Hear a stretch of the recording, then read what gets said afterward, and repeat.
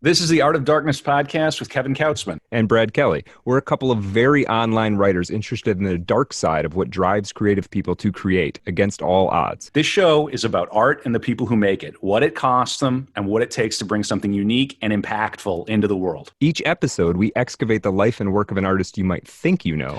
Don't worry, they're all safely dead. On every episode, we try and find out just what the hell was wrong with them and how they worked through their darkness to create something that lives on after them and continues to move culture. Find us online at artofdarkpod.com and on Twitter at artofdarkpod. All right, we've got some sponsors for the pod now. Wait, what? Every link you need for the things we talk about here is at artofdarkpod.com/sponsors. First up, books.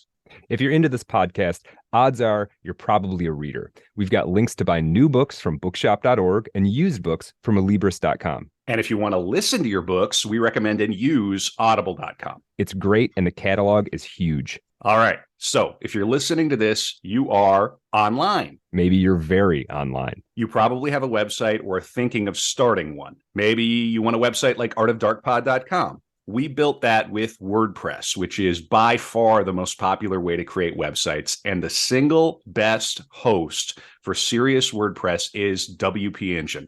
I've personally used them for over a decade now, and I don't host my websites anywhere else. Go to artofdarkpod.com/sponsors and click on the WP Engine link to learn more. Finally, the best way to support the show is at patreon.com/artofdarkpod. Get the bonus After Dark content for every episode, access to the book club, and more. Thanks for supporting Art of Darkness. And I don't think that was too painful. I think we did a pretty good job there. Yeah, that sounded good. Yeah, we appreciate it.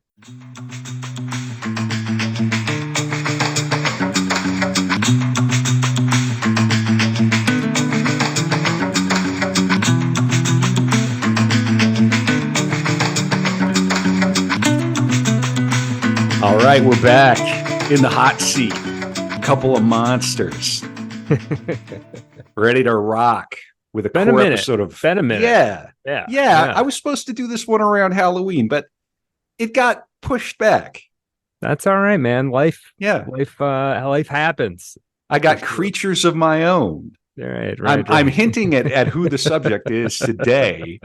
It is going. We are doing the biographical profile of the monster from Mary Shelley's Frankenstein. I have a complete bio of the creature, each body the part? demon. Yeah. It's going to be rather anatomical. Of course, I am joking. We are going to be covering the life and work, principally Frankenstein, of the great Mary Wollstonecraft Shelley. Are you ready, Brett? Are you ready to rock? I'm ready. Yeah. This is very exciting. I mean, this is like fundamental. Frankenstein is a fundamental like archetype almost of like the horror genre and science fiction genre for that matter. So this is interesting. There's like going back to the source a little bit. Absolutely. And I'm ready to talk about all of it. I really don't know, though, which of us is the Frankenstein and which of us is the monster. Because, of course, people will say, is a Frankenstein? Well, Frankenstein's the doctor. That's the old cliche thing. And, the monster is the monster. The monster is the creature. Sure. Yeah. But, of course, then they go, who's the real monster? Right. And that's a cliche. But this is where it sort of comes from. Like we'll find that she was drawing on sources, some of which we'll recognize. I'm sure it doesn't just appear completely out of nothing. Appears completely out of nothing, really. So but I don't know anything about that lineage, so it'll be interesting. Well, let me start by saying you covered John Milton, so now I see him everywhere. I just wish he would call. But of course the book is actually called Frankenstein, or The Modern Prometheus, in 3 volumes. And it's an epigraph, right? The first thing in front of an owl. And here it is. Did I request the maker from my clay to mold me, man? Did I solicit thee from darkness to promote me? Paradise Lost. So interesting. Okay. Yeah. Yeah. And my impression is that the monster, the creature, reads Paradise Lost at some point. Like, okay, you know what? It was this whole book was plausible until listen. Well, you know what? I don't want to get too much further into it. Yeah. I'll say one final thing before I throw you the opening question, and we tease the After Dark and do the little bits of housekeeping we do before we get into the bio proper. But I have to ask, Brad, what do you know about Mary Wollstonecraft Shelley? I don't know a whole lot about her. I mean, I know born, I want to say 1780s, 1790s. I know Frankenstein comes out 1810s, 1820s. Couldn't really be more specific than that. The legend goes that, well, she was married to Percy Shelley. I intentionally skipped over the middle name there because I frankly don't know how to pronounce it. Beisch. Okay. Beisch. Okay. Sure. Mm-hmm. Yeah. Mm-hmm. And the legend goes that she wrote this book as a sort of I don't know, it's like a game or a competition kind of thing. And the impression you get is that like one night over dinner, she wrote this entire book, which of course is not the case. It can't possibly be, right? She didn't just like go up to her room and come down in the morning and she has Frankenstein. But that's about it. I know, I don't know. I'm sure she wrote some other stuff, but I couldn't name anything else that she wrote. Right. And, you know, this is something that scholarship has been dealing with, particularly over the past 30 or 40 years, reassessing her legacy, looking at her other work. Mm-hmm. Given the nature of our show, we're going to get a fairly comprehensive biography or a profile, and I am going to focus on Frankenstein. We'll mention some of the other work, but this is a case where if you go into Barnes & Noble, I'm sorry for you, but if you do, hey, at least they're reading. But if you go into a chain store, what are you going to find from Mary? It's just going to be Frankenstein. It's going to be Frankenstein, and it's a banger. It's a certified banger. And the thing I was going to say before I threw the question to you, which I think is really important, is I can't think of a piece of media that is as ubiquitous and influential and important, which has been so completely maladapted, or I don't know if I want to say maladapted, but adapted so that the book itself is almost unrecognizable. It's been so worked over. The monster, as far as I know, and I've read this, you know, doesn't say Frankenstein never says it's alive. It's alive. Right. You know, there's just all of this iconic film cinematic stuff. It's not necessarily there in the book. So have you read Frankenstein? Gosh, it's been decades. Like, right. I had a period when I was quite young where I wanted to read all the monster stuff. So it was like Invisible Man by H.G. Wells and Frankenstein. And cool.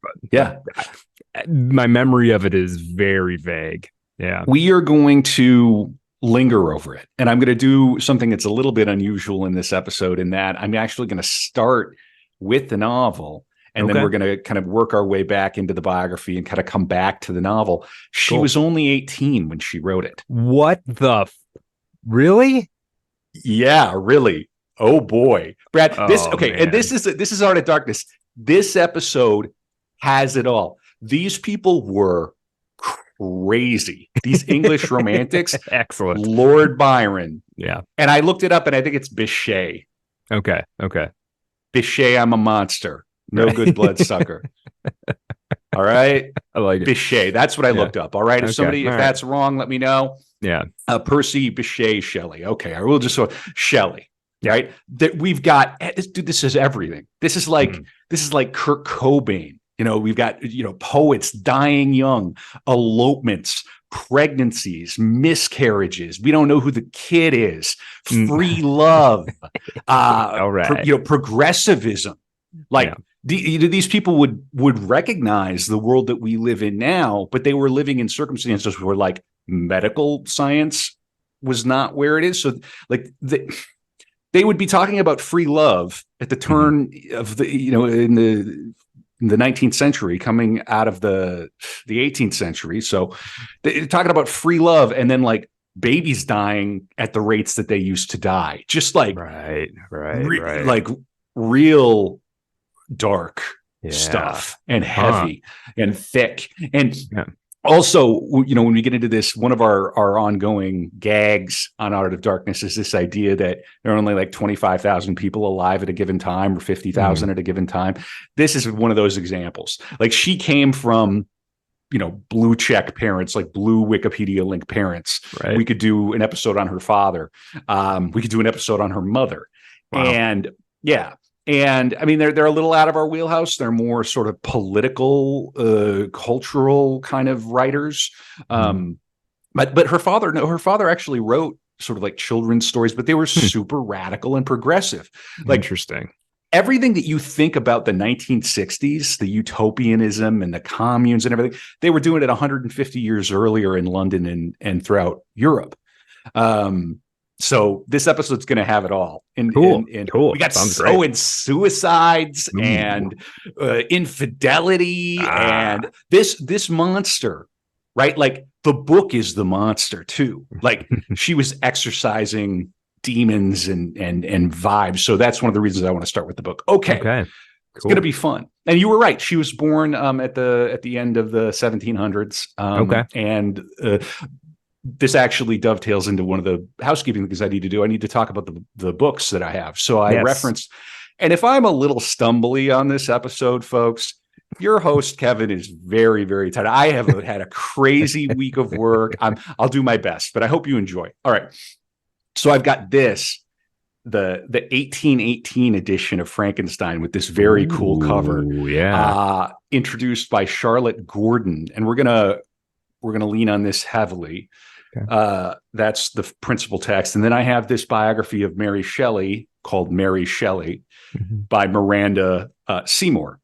Okay. And I'll lean on that heavily. I have a couple of her collected letters, and there's sort of these crummy books that I got off Amazon that were clearly these are in the public domain. And somebody's like, well, maybe I'll make a buck. I'll just chuck these in. Like, the font's too small, and okay, fine.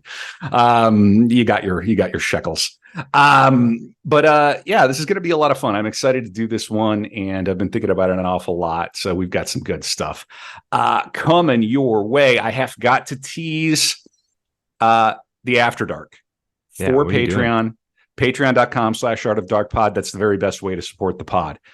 We have a Telegram chat. Get in there, talk about pens, talk about reasonable things, talk about the podcast, talk about whatever you feel like. Go to t.me/Art of Dark Pod. We got about 170 people in there, and you can about imagine what a chat room of Art of Darkness listeners might feel like. I'll post this episode after people talk about Mary Shelley and Frankenstein. Brad runs the twitter.com/Art of Dark Pod. All the links are at artofdarkpod.com. Every episode we do a bonus episode called After Dark. I've got some good stuff here. Excellent. So this is a core episode. We're going to go any number of hours. Here are the subjects I'm going to cover on the After Dark after we close out the free episode that we're doing here right now. I have like a page about her phrenology after her birth. So her father had a physician or a phrenologist come over and kind of read her chart, if you will, by kind of measuring her face and making impressions. This is science. Yeah. Science. Oh yeah. And of course, science figures heavily in Frankenstein too. So, we're sort of setting the scene here. So we're going to talk about phrenology. We're going to talk about a scene that happened in her childhood. I don't know that she was present, but there was a case where a fellow named Aldini tried to reanimate the corpse of a hanged man using electricity. Right. And they made him kind of twitch a little bit, and it was stopped. Like they were all like the experimentation. They were like, whoa. Slow down. We hung this guy for a reason, first of all. That's right. That is 100% right. Yeah. Wow. He was getting wild in the group chat. We had to we gave him the rope and he did it himself. So let's just not bring him back. Yeah, for real. But you could about imagine what the mind, I mean, becoming, you have the Enlightenment, you have the rational turn. People are becoming atheists or being, agnostic deists, sort of fashionably. They think the Catholic Church is wildly superstitious, the one true faith, and and they're living. And then they're like, okay, let's take this dead man and run a current of electricity through him. When he twitched, they were like, what if this actually works? Right. What is this guy going to want? Right. Yeah, I mean, and to this day, I mean, I think is it Jason? Is it the one of the Jason movies? He's brought back to life out of the grave by a bolt of electricity, right? So this is an old kind of idea. Anyway, so we'll talk a little bit about that on the After Dark. Well, and we do. I mean, when you bring somebody back to life with the paddles, that you literally are shocking them with electricity. It's not like the craziest idea ever. It actually works in very, very narrow circumstances. So, yeah, that's a great point, Brad. I realize I have my second window open. I have some day job work open. I've got to close that if I'm going to be having a happy. It's good. I like my life. I like my work. I love doing Art of Darkness. Yeah, all right. Yeah. Cool. Okay. So then a few more After Dark things. I've got a poem, Prometheus by Lord Byron. We'll read a bit of that. Oh, cool. I have an essay from the book called How to Read Frankenstein. It's a short essay. I think that's going to be good. And then I've got a little anecdote or it's like a letter about what happened to Percy Shelley's heart after he died and who ended up burying his heart. Interesting. Okay. Yeah, it's going to be that kind of episode. Cool. That's all on the After Dark for Patreon. Thank you to the existing Patreon supporters. Yes, and if you're hearing this, genuinely, please consider supporting the podcast. We put in the work and it means a lot to us. All right. Are we ready to rock, Brad? Oh, yeah. Let's do this. Okay, I got a note here. So, like I said, I'm going to make my own monster out of this episode. I'm going to do something a little different. She's known for Frankenstein. We're going to start there with a mix of biography, commentary, and a bit of the book. Like I said, she wrote this when she was just 18. That's insane. So, and it's not like you probably would benefit from studying the GRE for a month or two. GRE words before. It's not written at what an 18-year-old now. No. I mean, it's the word of the day is erudition, right? These were learned people. Highly verbal people. Now, of course, she was precocious. She was given an education that most women, by the vast majority of women on the planet at that time, never would have received because of the progressivism of her mother and her father. Yeah. But it's really something to think about. It's interesting because the prose style, I think we'll see, it's of the period. It's definitely readable today. It's not like picking up Chaucer or whatever, trying to parse it. It's like, okay, some words are spelled differently, but it's recognizable English. But it does have the raw, kind of almost naive quality of a young mind. She makes these moves that are just totally surprising. The move to go into the monsters first person is, I think, an all-time brilliant literary move. It's like the last thing you expect. Right. So when it happens, it begs a kind of sympathy. Well, we'll get into it. You're the prose stylist, but yeah, I was reading it. I was like, okay, this is fascinating. It's still shocking. So here's what I've got from this text, the 1818 book. And this is Penguin Classics. I'm going to read their long 1-paragraph biography of her so we can zoom out and get the picture. And then I'm going to read the introduction. Maybe not all of it, but some of it. Okay. Mary Shelley was born in London in 1797, daughter of William Godwin and Mary Wollstonecraft, famous radical writers of the day. Mary's mother died tragically 10 days after her birth. Under Godwin's conscientious and expert tuition, Mary's was an intellectually stimulating childhood, though she often felt misunderstood by her stepmother and neglected by her father. She did not like her stepmother. In 1814, she met and soon fell in love with the then unknown Percy Bysshe Shelley. And in July, they eloped to the continent. In December 1816, after Shelley's first wife, Harriet, committed suicide, Mary and Percy married. Of the 4 children she bore Shelley, only Percy Florence survived. They lived in Italy from 1818 until 1822, when Shelley drowned following the sinking of his boat Ariel in a storm. Mary returned with Percy Florence to London, where she continued to live as a professional writer until her death in 1851. The idea for Frankenstein came to Mary Godwin during a summer sojourn in 1816 with Percy Shelley on the shores of Lake Geneva, where Lord Byron was also staying. She was inspired to begin her unique tale after Byron suggested a ghost story competition. They were reading German. It was a very inclement summer. And so they were cooped up and reading these German ghost stories to one another, as one does. Sure. And so Lord Byron was like, okay, let's write our own. Right. So Byron himself produced a fragment, which later inspired his physician John Polidori to write The Vampire, or The Vampire. Mary completed her short story back in England, and it was published as Frankenstein, or The Modern Prometheus.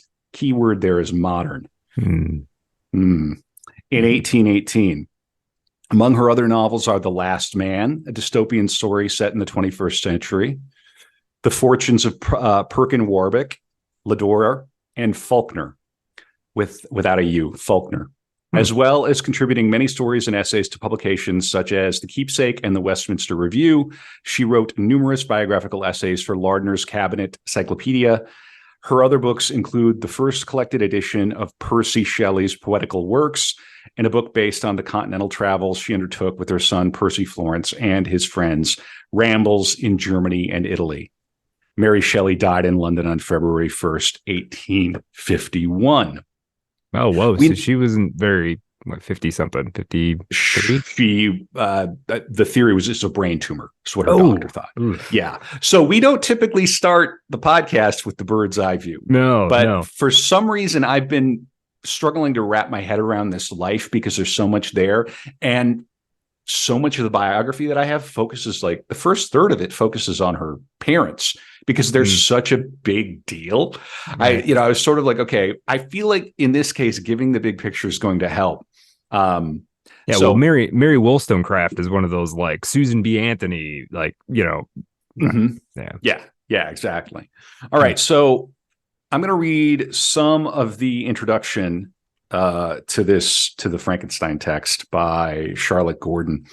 Now, a little bit of this is going to give us insight into sort of where people place her and how, particularly women, like where she's placed in the history of women writers. So this author has a little bit of an axe to grind, but I also think most of this it's true on its face, true and important to remember that what we would call like an 18-year-old girl writes the prose that I'll be reading in a few minutes. Right.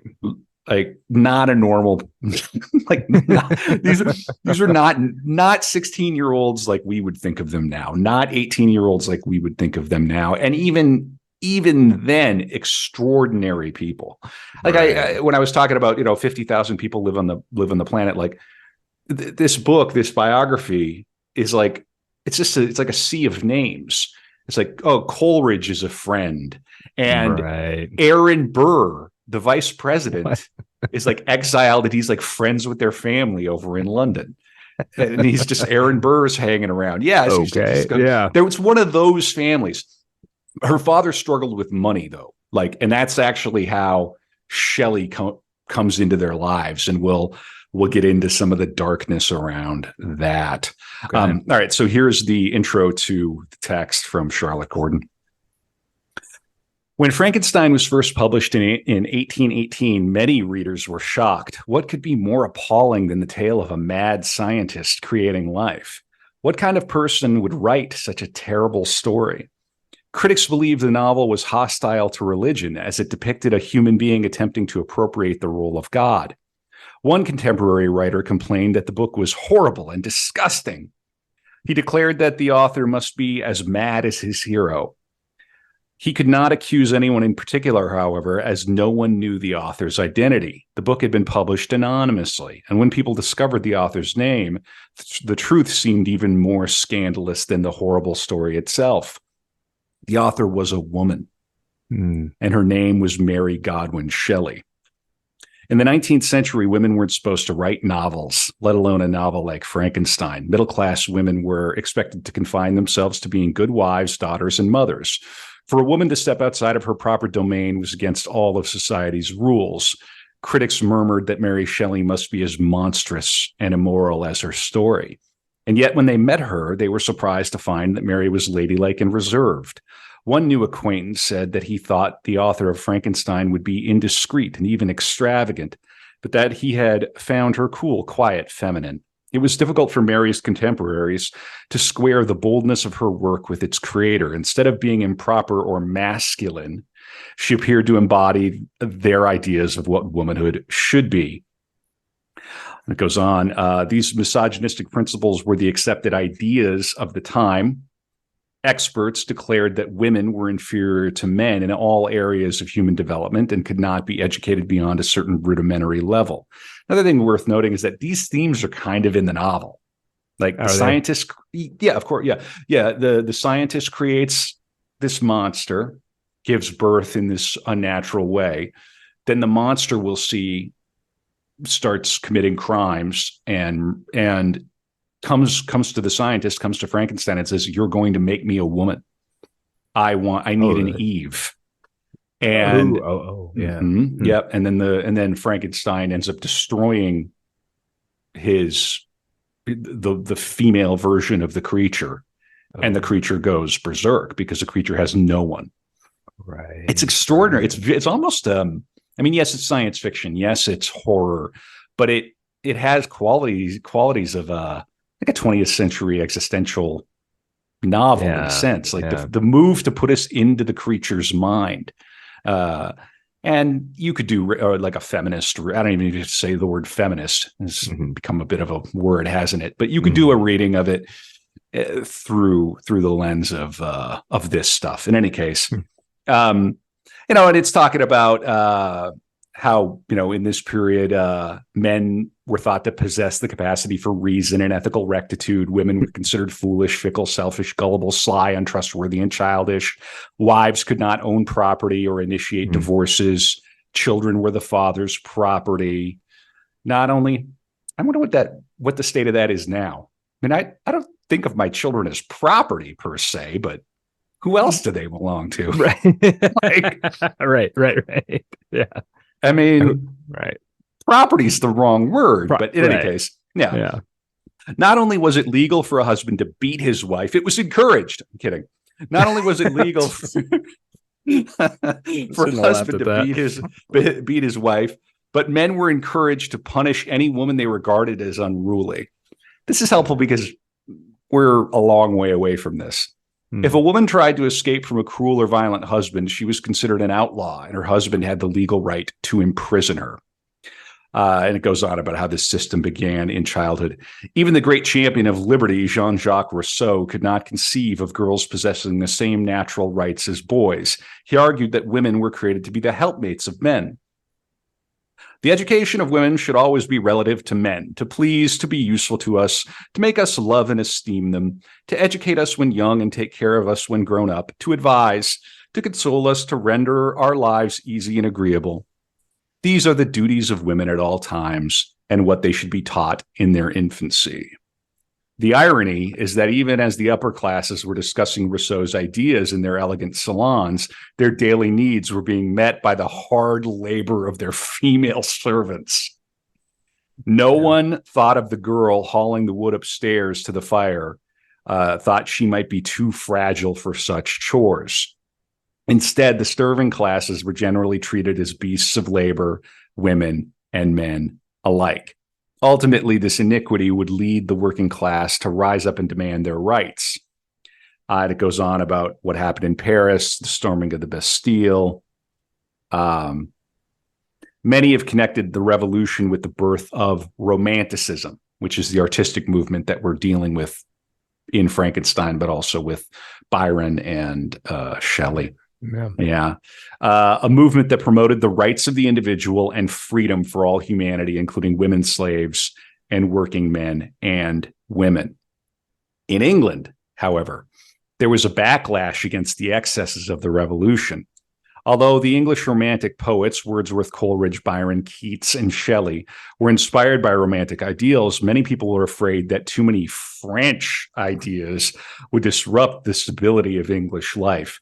Nothing changes, man. We still talk about, what do we talk about?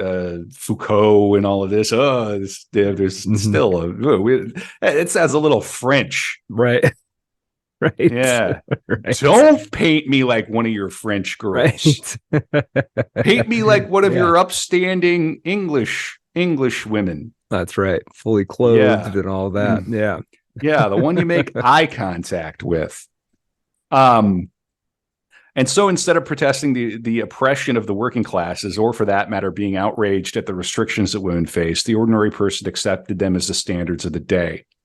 Middle-class women cultivated their delicacy regarding weakness as an asset in their search for husbands, at the same time that they were asserting their elevation over the maids. If a woman fainted easily, could not abide insects, feared thunderstorms, ghosts, and highwaymen, ate only tiny portions, collapsed after a brief walk, and wept when she had to add a column of numbers, she was considered the feminine ideal. All right. Oh boy. All right. Well, she's painting a picture. I think it's maybe a little possibly slightly overstated. Hard to say. It's well, I don't doubt that there was that sentiment that those attributes were thought to be attractively feminine, but it's just like, and then imagining women, some women anyway, trying to like live up to that and the effect that would have on you sort of psychologically, right? Infantilizing. Right. Yeah. I'm going to read more here because we're going to get into the history of her mother. And she goes on, fortunately, the author of Frankenstein, Mary Godwin Shelley, had little patience with such notions. She was the proud daughter of the famous radical Mary Wollstonecraft, the author of A Vindication of the Rights of Women. Although Wollstonecraft died 10 days after giving birth to Mary, Mary was still profoundly influenced by her mother's ideas. A large portrait of Wollstonecraft hung on the wall of Mary's childhood home. The girl studied it, comparing herself to her mother and hoping to find similarities. Mary's father, William Godwin, a noted political philosopher and novelist, held up Wollstonecraft as a paragon of virtue and love, praising her genius, bravery, intelligence, and originality. He even taught young Mary how to read by tracing the letters on her mother's gravestone. Except for Wollstonecraft, her mother's name was the same as hers, Mary Godwin. And the gravestone will come back later because, rather famously, the story goes is that's where she lost her virginity to Shelley, who was married at the time when she was 16. Yeah, talk about liberated, I guess. Yeah, that's pretty progressive. Yeah. I guess that's an adjective you could use. Yeah. Yeah. As she grew older, Mary read and reread her mother's Vindication and also studied her mother's other books, including her celebration of the French Revolution, often learning the words by heart.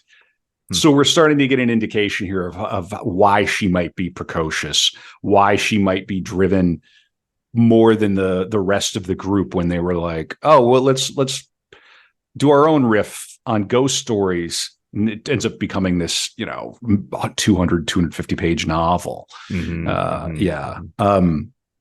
Let's see here. I want to make sure I've got a little more here.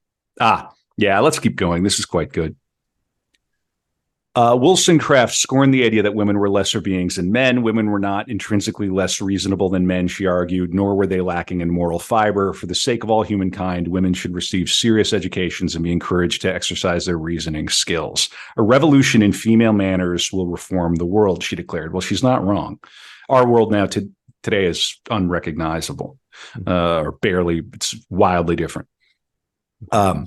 Steeped as she was in her mother's ideas and raised by a father who was grief-stricken by her mother's death, Mary tried to live according to her mother's philosophical principles. Over the course of her life, she sought to reclaim Wollstonecraft from the grave, becoming, if not Wollstonecraft herself, her ideal daughter. When she wrote her own books, she reimagined the past and recast the future in a doomed effort to resurrect the dead, gazing back at what she could never regain, but sought to duplicate in very different times. She knew it was impossible to be reunited with her mother, but still she yearned for her, and the best way she knew to be close to her was to live in accordance with her mother's philosophy, even if this meant breaking time-honored traditions. We definitely have dead parents on our Art of Darkness, How to Make an Artist bingo card, and it doesn't get more dead than your mother giving birth to you, dying 10 days after you're born. Right. And then, you know, there's always a bit of trying to live up to that parent, right? And then you've got this woman who's, you know, Mary Wollstonecraft, who is like an unprecedented kind of person in a lot of ways, right? Absolutely. Goes on. This was a dangerous ambition, as Wollstonecraft's ideas flew in the face of societal conventions. After the publication of Vindication of the Rights of Women, her enemies had called her a whore and a hyena in petticoats. Now, this is fascinating.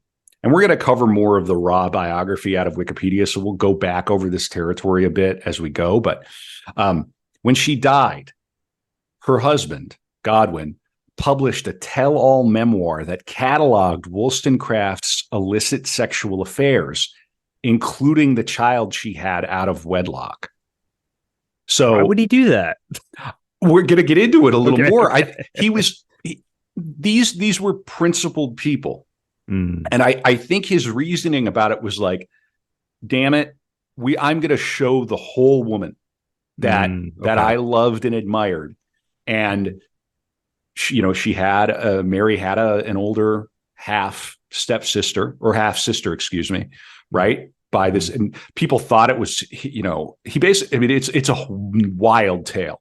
In any case, Godwin declared that he was paying homage to his dead wife and was proud of Wollstonecraft's unconventional life. Okay. Right? Yeah. The life he described that she lived, we would not think twice about now. Right. These folks, they were looking toward a future that we kind of halfway inhabit. They couldn't have seen all of the other craziness. They couldn't have seen the atomic bomb or the pill, or the Beatles or the Art of Darkness podcast. But speaking of pills, but they were kind of looking forward to like, okay, we're in California. It's 1970, and you have a child from a previous affair, but we're going to get married, and that this is life. Yeah. And so then in some ways, this memoir isn't like. It's people are familiar with Wollstonecraft's ideas, but it's like she didn't just sit around and write these ideas and then everything else about her life was conventional. She was living something out. Correct. Yeah. Okay. Yeah. So his attitude was that the public deserved to know the details of her unorthodox life, but the consequences of his memoir were far-reaching and pernicious. Her reputation as a political philosopher was now overshadowed by her sexual improprieties. Yeah, because this would be equivalent to like having an OnlyFans or something now, or like something. Right? It would be like porn coming out. Yeah. And even that worse even than that, I think now. It seems like I think you can be like an Ivy League professor of political science and probably have done sex work or porn now. Right. I mean, it would be like right. Take the worst thing that you can imagine now somebody could be accused of, and it would be comparable to that. Yeah. Wow. Like being accused of like being a murderer almost. Right. For that period. Instead of being regarded as an important contributor to the public discourse, she was regarded as a whore and a sexual renegade. Her writing was largely neglected until the 1970s, and she almost disappeared from our historical memory. Her illegitimate little girl, Fanny Imlay Godwin, I mentioned we're going to have some suicides. Here we are. One of them became the most notorious bastard of the era. Thanks Thanks, stepdad. Right. Like, I mean, this is helping paint a picture of her dad. Her dad was an odd duck. Get the impression her dad was kind of, I don't know quite how to explain it. A brainy guy. I think a little brainy. Maybe not always thinking through. Again, I think an ideologue. Right. So yeah, damn the consequences. This is what we're supposed to do based on these principles that we've developed. Yeah. Sorry, honey, I have to make you the most famous bastard in England. Right. Everyone has to know that you're a bastard. It's right. Yeah. Back when the word bastard carried some weight. Right. Yeah. Before South Park. Yeah. Yeah. So Godwin had attempted to protect Fanny from social ostracism, adopting her when he married Wollstonecraft. But though she and Mary were raised in the same household, which included Godwin's second wife, a lot of Marys here, by the way, Mary Jane Clairmont, and her two children, Jane and Charles, Fanny never recovered from the loss of her beloved mother. She would spend the rest of her life feeling unwanted and unloved, the odd child out in this household where none of the 5 children shared the same set of parents. Oh, right. Yes. Okay. So I'm going to leave the introduction for now. I might come back to a little bit of it. Here's what I want to do next. At the end of this book, well, you know what? Let's actually get into the preface of Frankenstein. So this is how the author, this is how Mary Shelley opens the beginning of this novel. Here it is. It's 2 short pages. The event on which this fiction is founded has been supposed by, and remember, 18 years old. I'm going to start over. Right. The event on which this fiction is founded has been supposed by Dr. Darwin and some of the physiological writers of Germany as not of impossible occurrence. I shall not be supposed as according the remotest degree of serious faith to such an imagination, yet, in assuming it as the basis of a work of fancy, I have not considered myself as merely weaving a series of supernatural terrors. The event on which the interest of the story depends is exempt from the disadvantages of a mere tale of specters or enchantment. It was recommended by the novelty of the situations which it develops and, however impossible as a physical fact, affords a point of view to the imagination for the delineating of human passions more comprehensive and commanding than any which the ordinary relations of existing events can yield. I have thus endeavored to preserve the truth of the elementary principles of human nature, which I have not scrupled to innovate upon their combinations. The Iliad, the tragic poetry of Greece, Shakespeare in The Tempest and Midsummer Night's Dream, and most especially Milton in Paradise Lost, conform to this rule. And the most humble novelist who seeks to confer or receive amusement from his labors may, without presumption, apply to prose fiction a license, or rather a rule, from the adoption of which so many exquisite combinations of human feeling have resulted in the highest specimens of poetry. The circumstance on which my story rests was suggested in casual conversation. It was commenced partly as a source of amusement and partly as an expedient for exercising any untried resources of mind. Other motives were mingled with these as the work proceeded.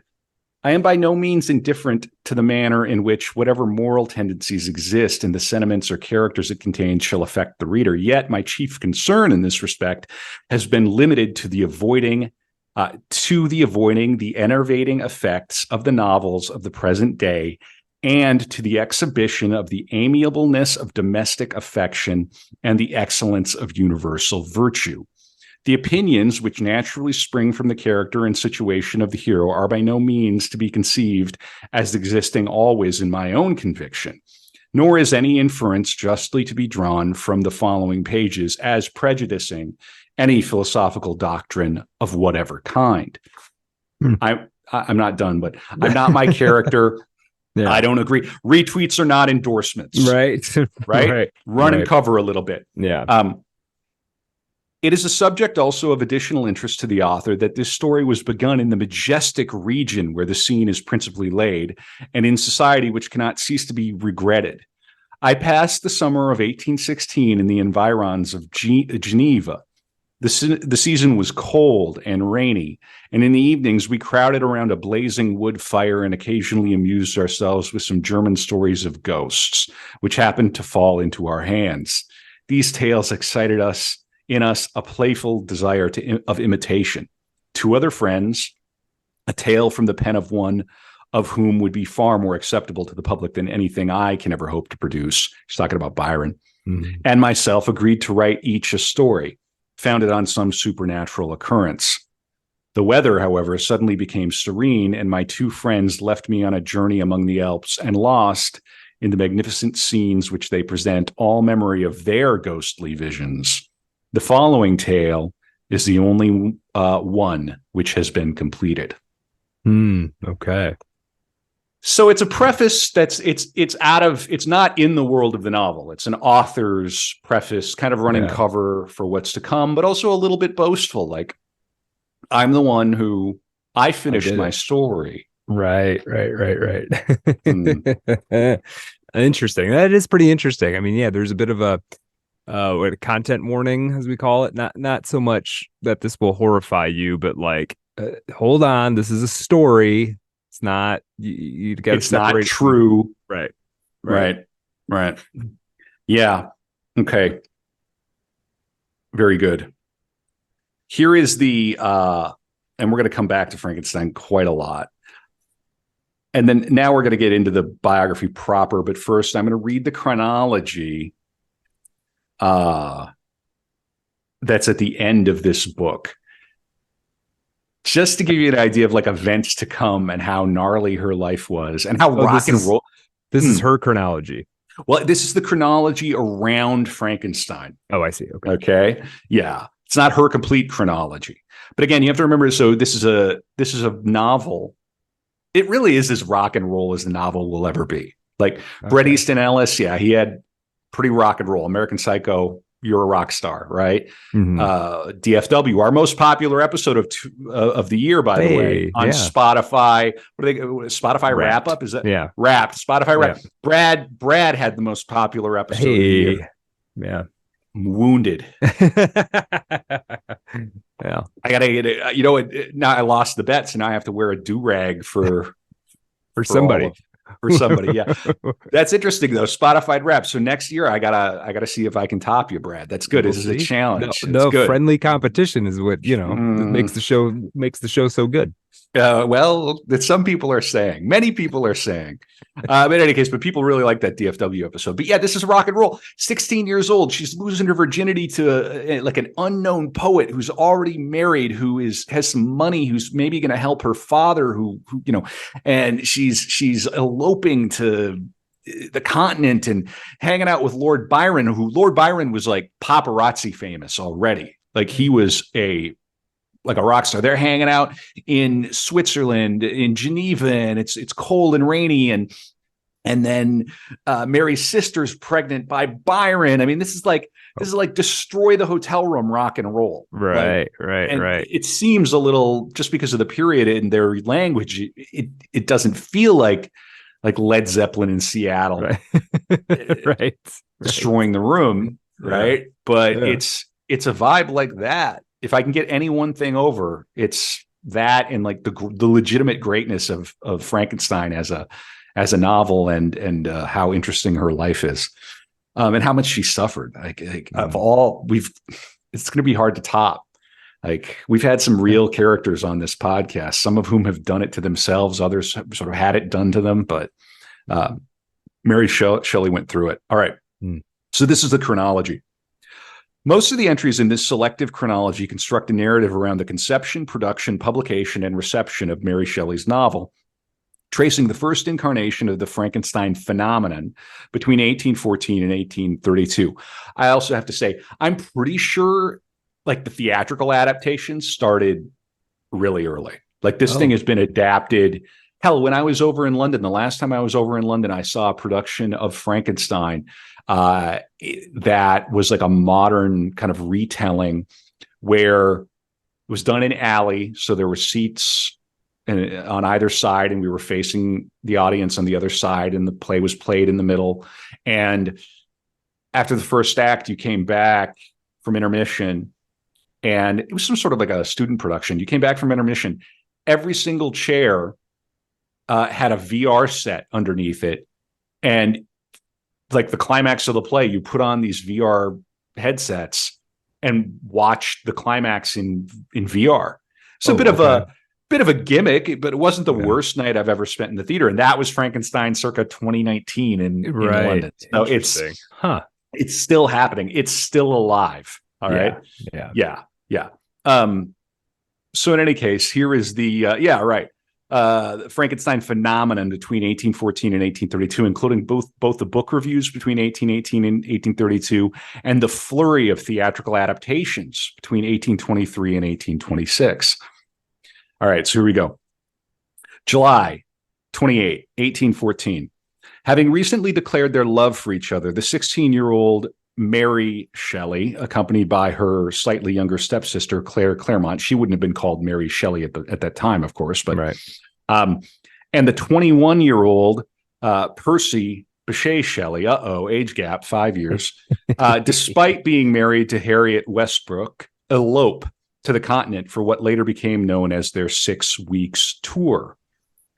Yeah, there you go. We're going to go take a 6 weeks tour. 6 weeks tour. Yeah. Wink, wink. Yeah. December 28, 1814. Mary attends Andre Jacques Garnerin's lecture in London on electricity, galvanism, gases, and phantasmagoria, revealing that she was interested in matters scientific and spectacular prior to conceiving and publishing Frankenstein. We can take a big, long detour about this period in science and the demonstrations that were done. Maybe the closest thing we have right now is like what Musk does with that Cybertruck, or like an Apple reveal, like back when Steve Jobs was doing it. It would be like that, but for smaller groups, and they would like electrocute the group to show the group the power of electricity. And they're sort of like half theater, half science. I mean, yeah, it's like Bill Nye the Science Guy, but like he's on tour all the time, and he's halfway like a circus performer. So Bill Nye the Science Guy, basically. So that kind of thing, but that was super popular at the time. Cool. Yeah. Sounds fun. Mm-hmm. Yeah, right. So, they would do these tricks where like a guy would show up with like a battery, or we would produce electricity somehow, and everybody would hold hands and he'd zap the group. And they just couldn't believe it. They just blew their freaking minds. Yeah. And now we conduct seances of many hours over the airwaves as if it's nothing, through thin air, fugazi. Right. And when it's got and when it has to like update, you're like, come on. Right. One thing goes wrong. You go, my supercomputer is restarting. It didn't work for 5 seconds. 5 minutes. Yeah. Yeah, right. I mean, it is crazy. Okay.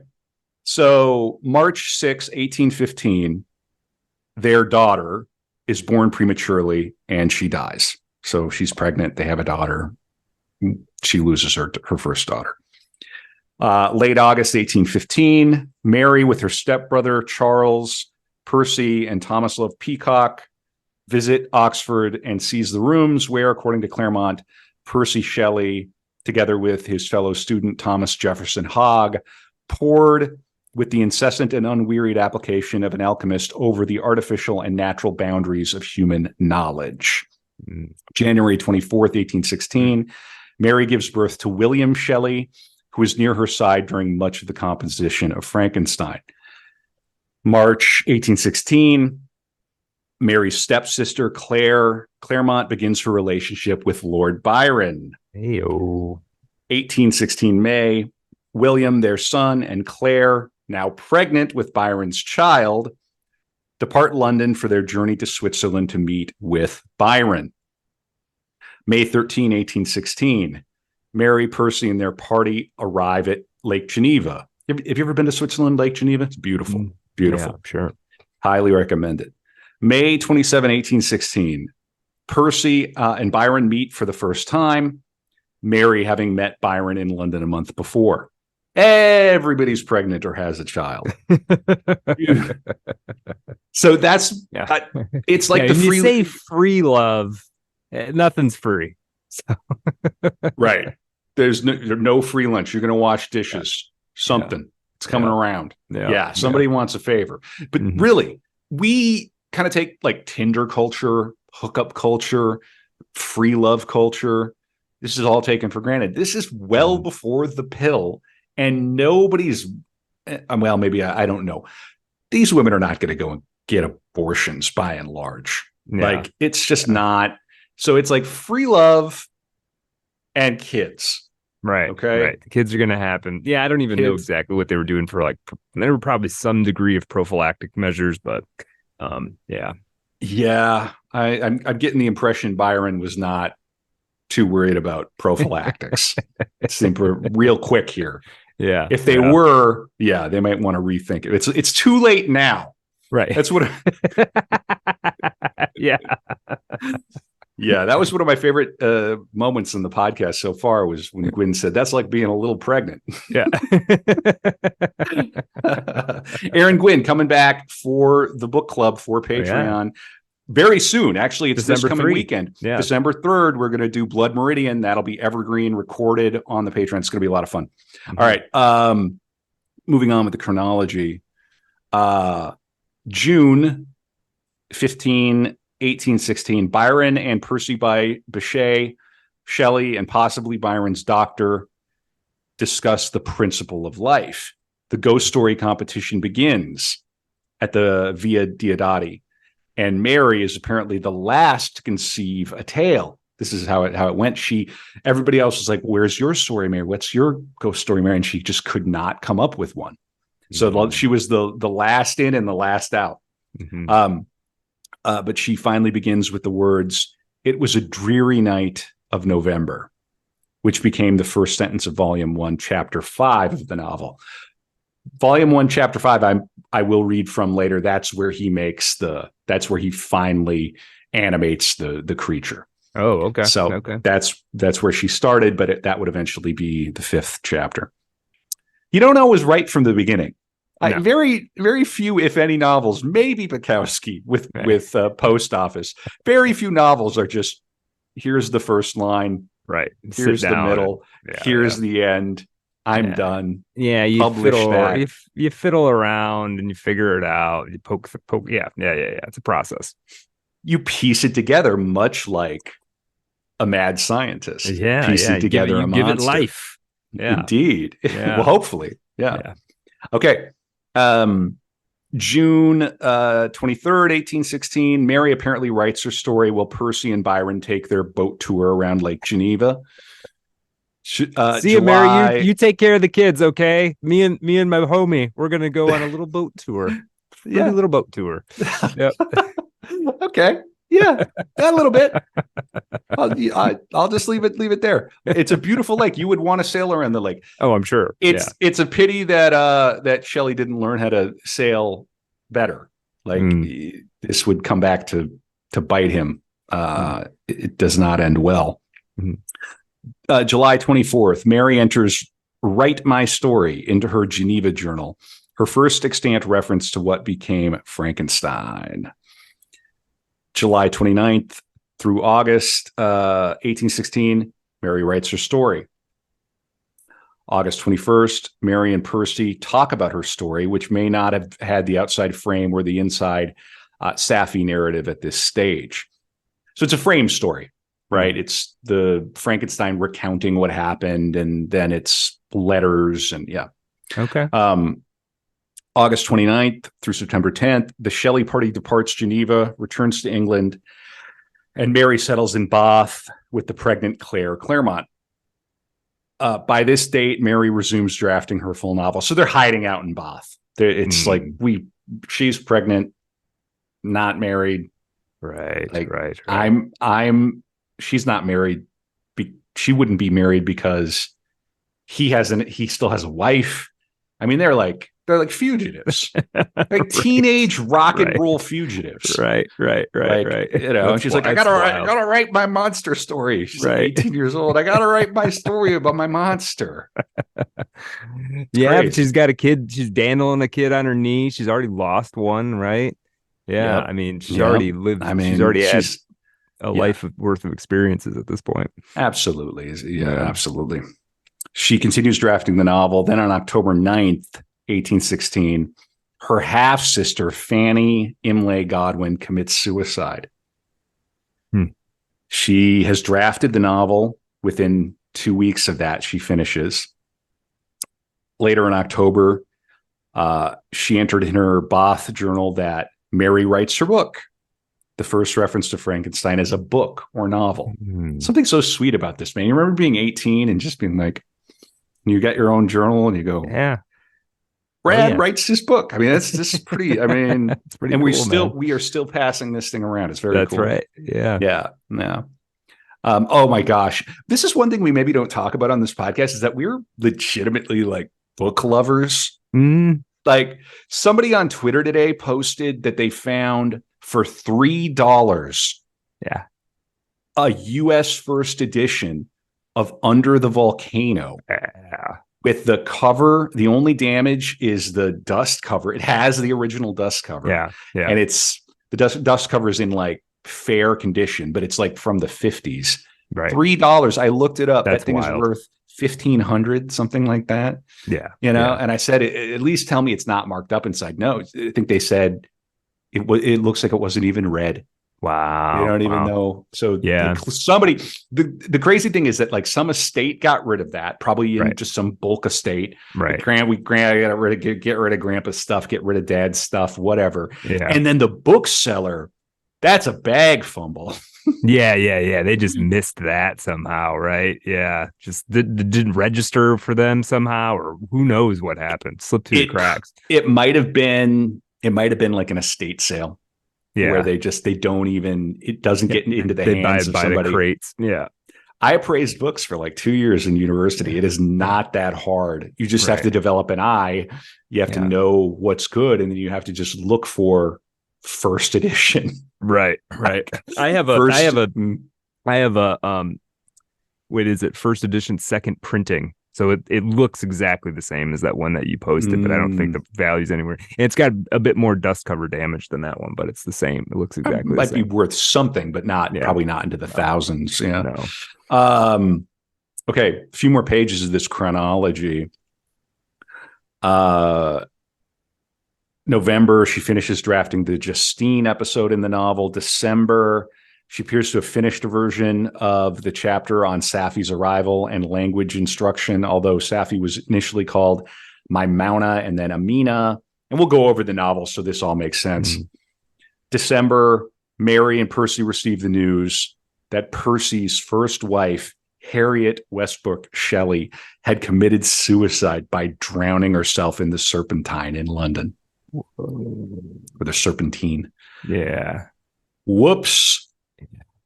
Probably because not in no small part because Percy was out running around with some young woman. Yeah. I mean, maybe not. Your Honor. Yeah. You'd think that it contributed. And he told her, he knew, she knew. He claimed, we'll see, because we're going to get into the weeds with all of that and the bullshit that he fed Mary. He said Harriet was unfaithful. There's no evidence of that. He was just he's a poet, you know. I mean, it's just like that. There's no reason to believe he was not in love with Mary. He fell. I'm sure he was. Mary. Yeah. He just there was damage. It's collateral damage. Yeah. And then you do kind of wonder. I mean, that scene. That's a nice little theatrical, dramatic scene. That scene where Percy and Mary find out, right? Do you celebrate? Like, how do you react to that, right? And that's all happening by letters. They're all writing each other letters all the time. These are people who had correspondences. Right. Like right.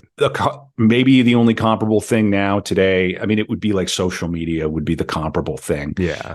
Or podcasts like this. You and I have an ongoing We do have correspondence, an Brad. ongoing I Zoom think so. correspondence. Yeah. Yeah, there you are. Yeah. And thank you for listening in on our correspondence.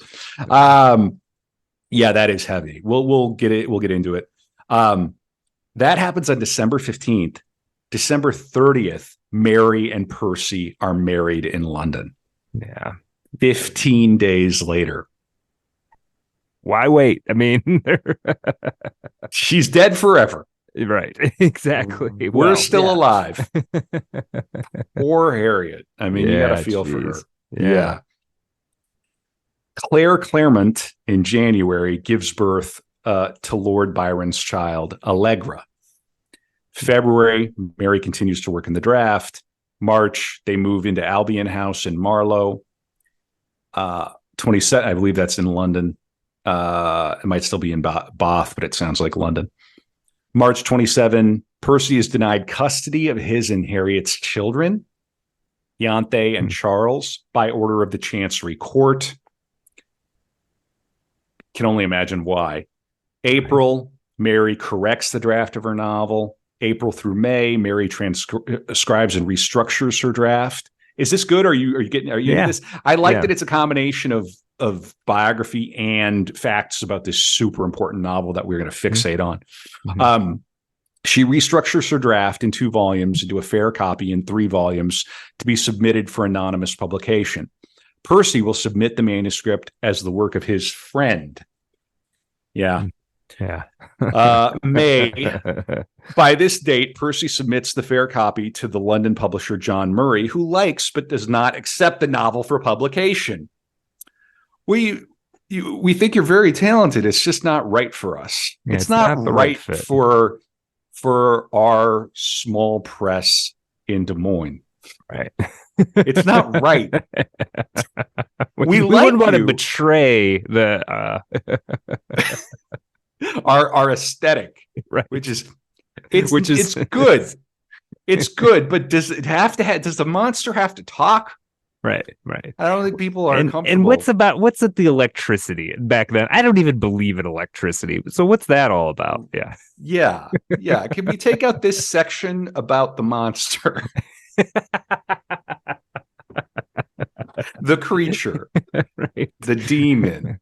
Can we take it out? Yeah. Can we give the monster a love interest? Can he not kill the second monster that he makes? Yeah. I think it should just be a nice story about a doctor out in the country. I'm seeing franchise possibilities, Mary. I think the monster's misunderstood. If he can get a lady monster, have you met my wife? All right. Fun. He likes it, but does not accept the novel for publication. August 3rd, 1817, Percy asks his publisher, Charles Ollier, and Percy was never famous in his own lifetime, I don't think, to publish Frankenstein, but Ollier declines the offer within 3 days. Dang, I'm sure they read the whole thing. Yeah. Bye. Yeah. August 18 to 24, the publisher Lackington, Hughes, Harding, Maver, and Jones agrees to publish Frankenstein. Well, that's great. You got a full house there. You got 5 guys. The publisher. Shouldn't that be publishers? Something. Holy hell. Yeah. Do we cheat them and how? I'm gonna read this again. This is a new acting warm-up. Okay. Yeah. The publisher, Lackington, Hughes, Harding, Maver, and Jones. The Human Torch was denied a bank loan. Yeah. Okay. Sorry, Mary. We can't put your name on the title sheet. The publisher's name. It's a lot of names, frankly. Yeah. So there's not enough ink after the public. It's like Mary. We're going to publish you. That's right. We're all going to publish you. Hey, that's great. It's great news for Mary. I'm very happy. No, it's good. September. So she's going to get published. She finds out in August. She's 9 months pregnant. In September, their daughter Clara Everina Shelley is born. William would not survive. Clara would not survive. September 24th, Mary gives Percy carte blanche to read at least one set of proofs of the novel, which has started to arrive by this time. Middle to late October of 1817, the British critic announces as in the press, a work of imagination entitled Frankenstein, or The Modern Prometheus, in 3 volumes. October 1817, and that would be like an announcement of like a Hollywood movie. That would be like, whoa, this is what's coming? Right, Ooh. right. Mary visits John Hampden's monument near Oxford and then revises the Oxford section of the Frankenstein proofs accordingly. For details on these changes, it goes on. Okay. October 28th, Percy writing from Marlowe to Monsignors Lackington and Company. Oh, that's good. I like Percy. Reveals, even though that's what I would do. Lackington and etc. Yeah. Reveals that changes were made in the Oxford section as well as in the earlier Holland section of the Frankenstein proofs. 1817 November, the official publication date of Shelley's History of a 6 weeks tour. And it's the couple. Members of the Shelley Circle publish a number of other major books around this time, including William Godwin's Mandeville, Percy's Laon and Cintha, and later republished as The Revolt of Islam, Thomas Love Peacock's Rhododaphne. Wow. And Lee Hunt's Foliage. They're not making it easy on you there, Kevin. Rhododaphne. That's a tough one. I love these people's names too. Lord Byron, Thomas Love Peacock. I mean, it's good. It's all great. That Thomas Love Peacock he's the most English man of all the history of the Englishmen. Right. Thomas Love Peacock. Yeah. If nominative determinism is real, man, that is a life you're going to live. As the husband of Mrs. Peacock from Clue, I think. Imagine giving your child the middle name Love.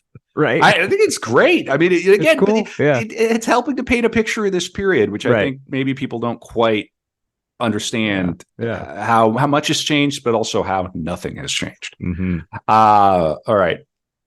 November 24th of 1817, Mary's father finishes his reading of a proof copy of Frankenstein.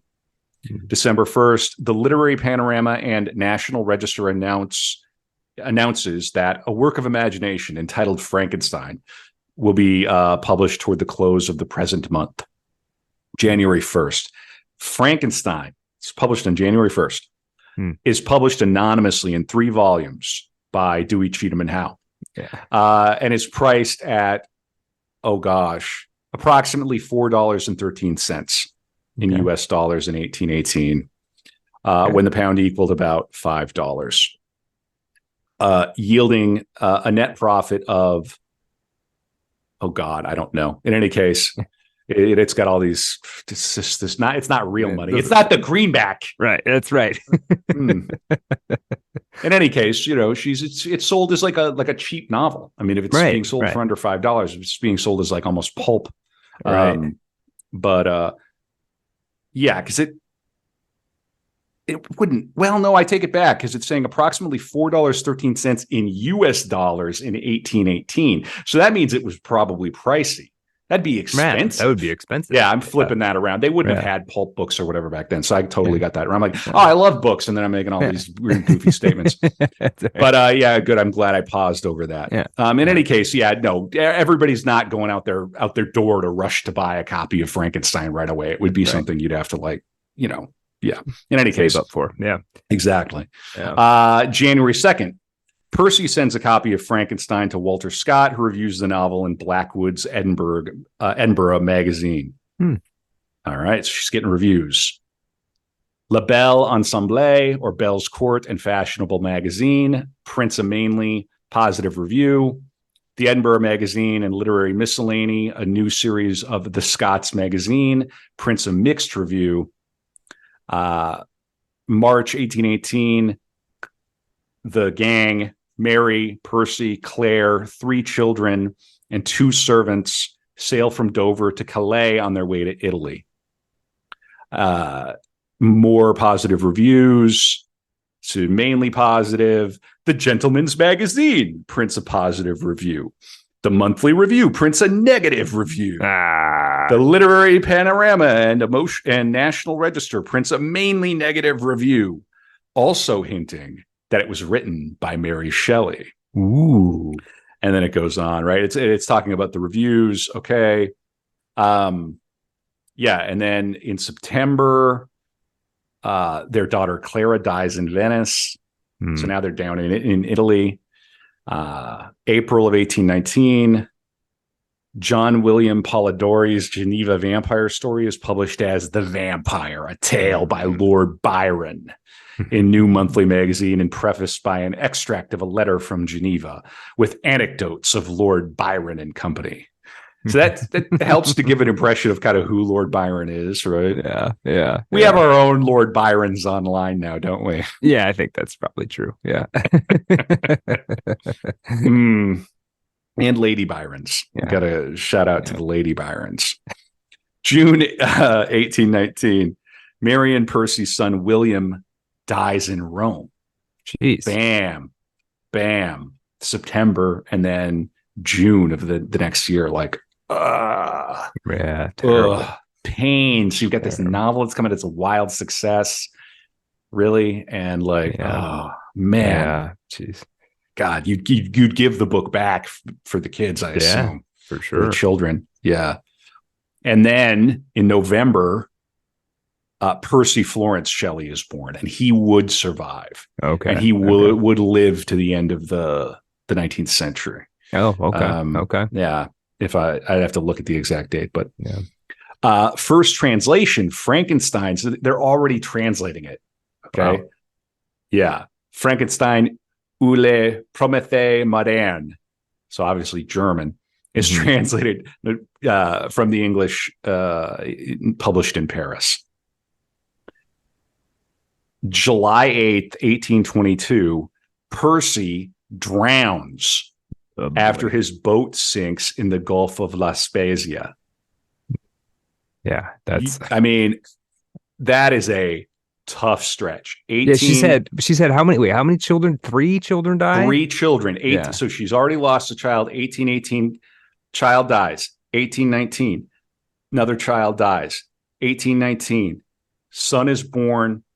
1822, so 3 years later, husband dies. Wow. You got a 3-year-old. Yeah. Jeez. I mean, can't catch a break. Life, dude. Mary can't catch a break. Mary cannot catch a break. And now already 1823, Richard Brinsley Peake's Presumption, or The Fate of Frankenstein, opens at the English Opera House, the Lyceum Theatre in London, for a run of 37 performances. For this and other theatrical productions, and it goes on. Sorry about that. Now, in 1823, and this is something that's really critical about the Frankenstein business, is that there are multiple editions. That's why having the 1818, the raw, you want the unfiltered version, you got to get this because she would revise it. It was that important. Right. If your book sells 200 copies and you're revising it into your 50s and 60s, you wrote it when you were 18, you're cuckoo for Cocoa Puffs, right? Unless you, right? This really mattered. This was she knew this was gonna live on well past her.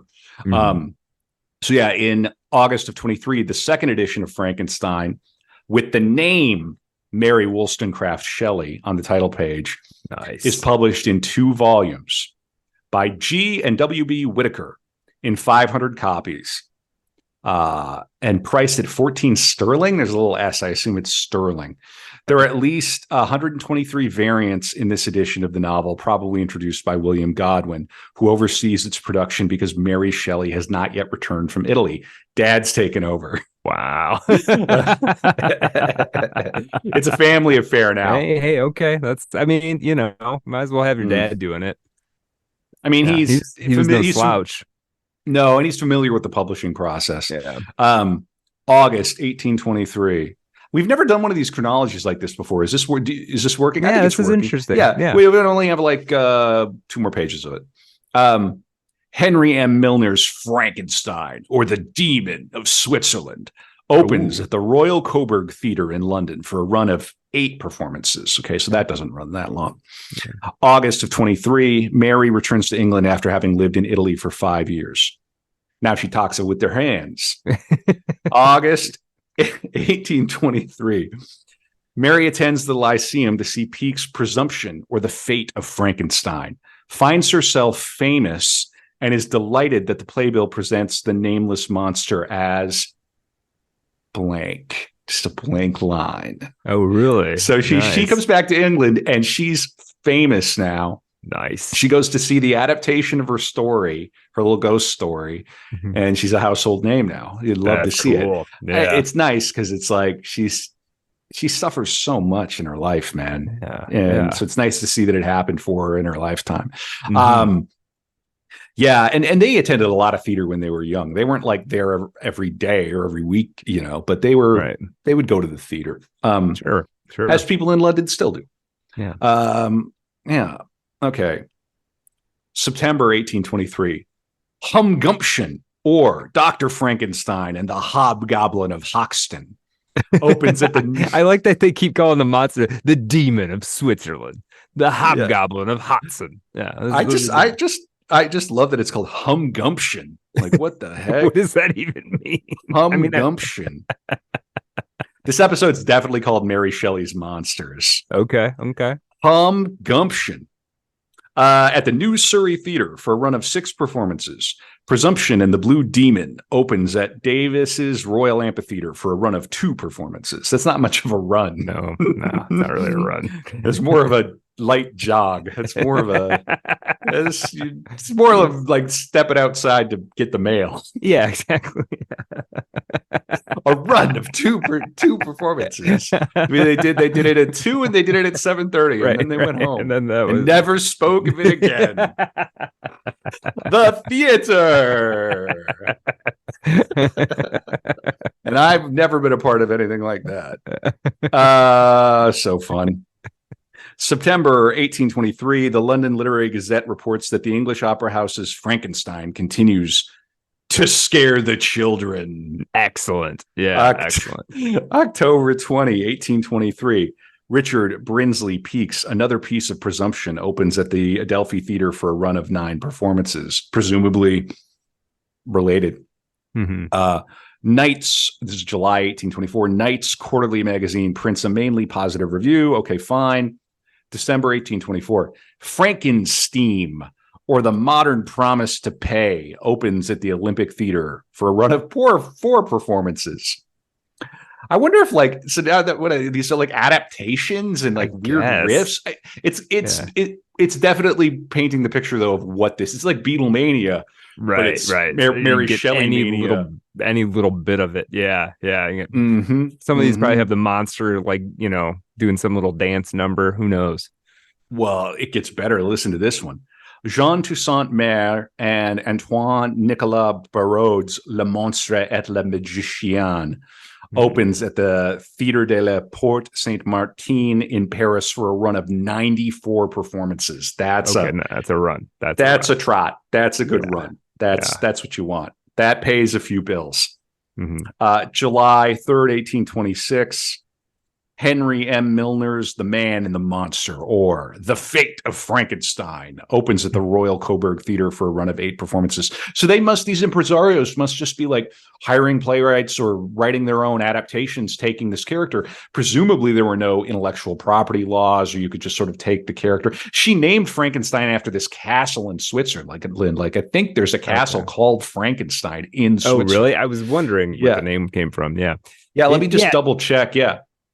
I wonder. You do wonder, kind of like, does she make any money from this? From all these adaptations? I mean, I guess she might. Yeah, she got paid an exposure, right? So people maybe went and bought editions of the book.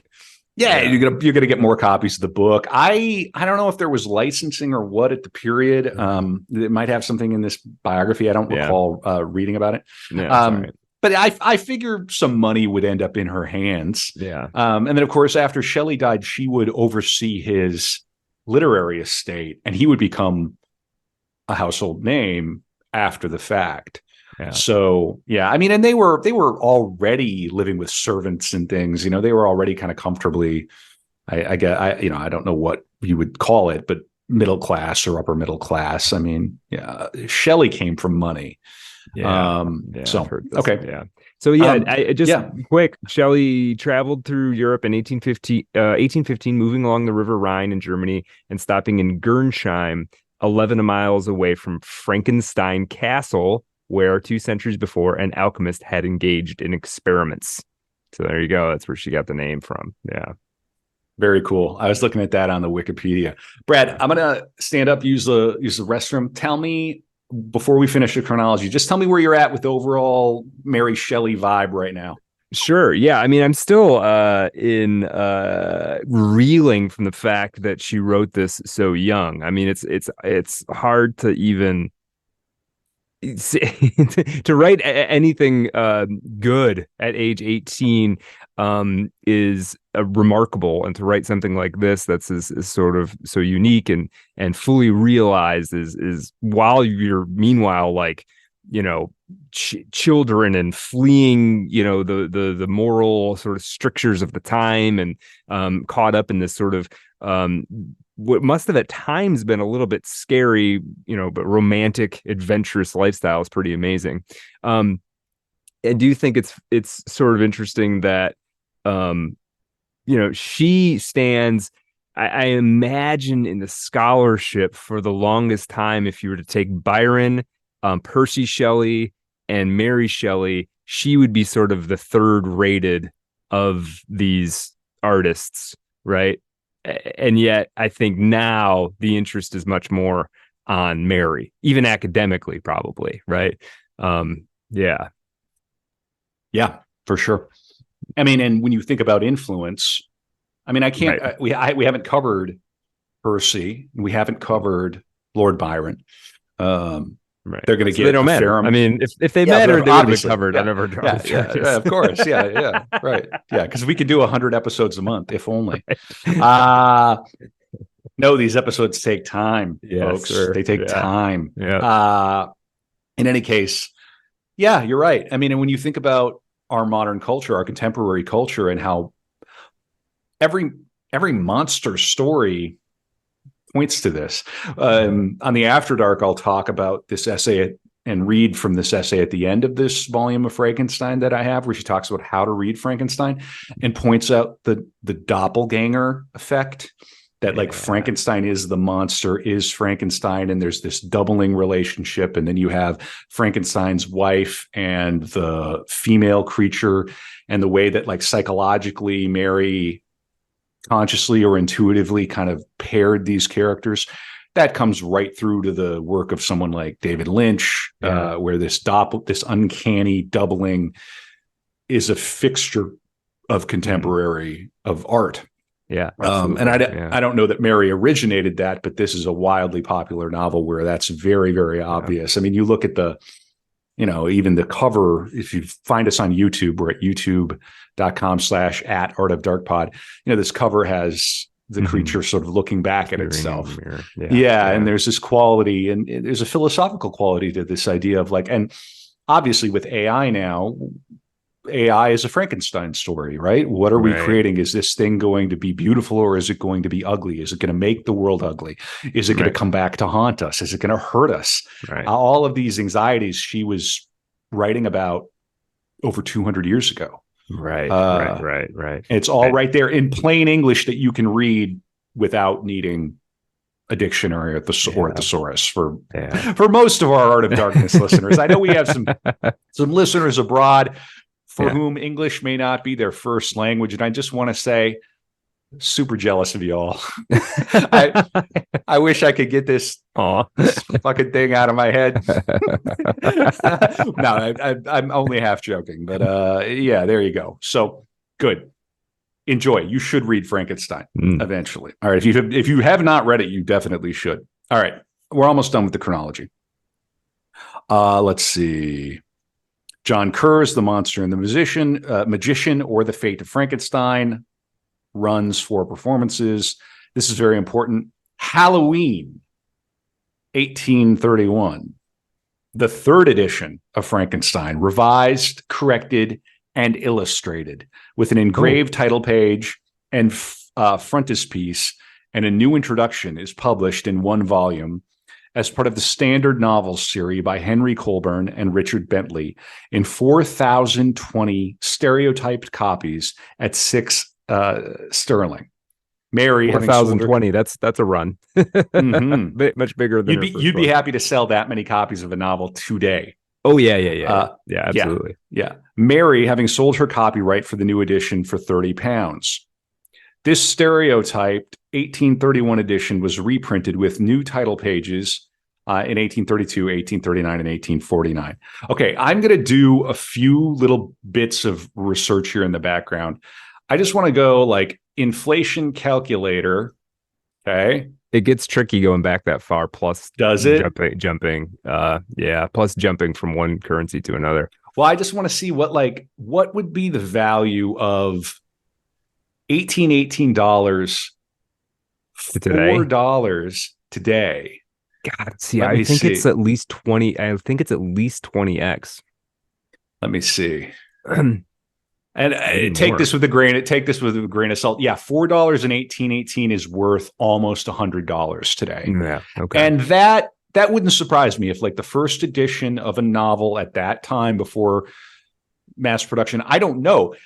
Yeah. Stephanie Leahy, friend of the show, she'll be coming back for another episode next year, who is at Cambridge now and a historian of the medieval period and a historian of books, I think. I mean, I don't want to speak out of turn. I'll let Stephanie speak for herself. But Stephanie, if you know anything more about this, we want to hear from you, because it's very, very fascinating, interesting. But it doesn't surprise me that it would be that expensive. Yeah, I guess it doesn't shock me either. I mean, production costs were probably wasn't physically easy to make a book, so you can imagine them being a lot more expensive than they are today. Yeah, I'm going to look up the inflation of £30 sterling, 1818. Well, this would have been like 1831. Yeah, this stuff is fascinating. Yeah. Okay, officialdata.org. Yes, that's a reputable website. It's official.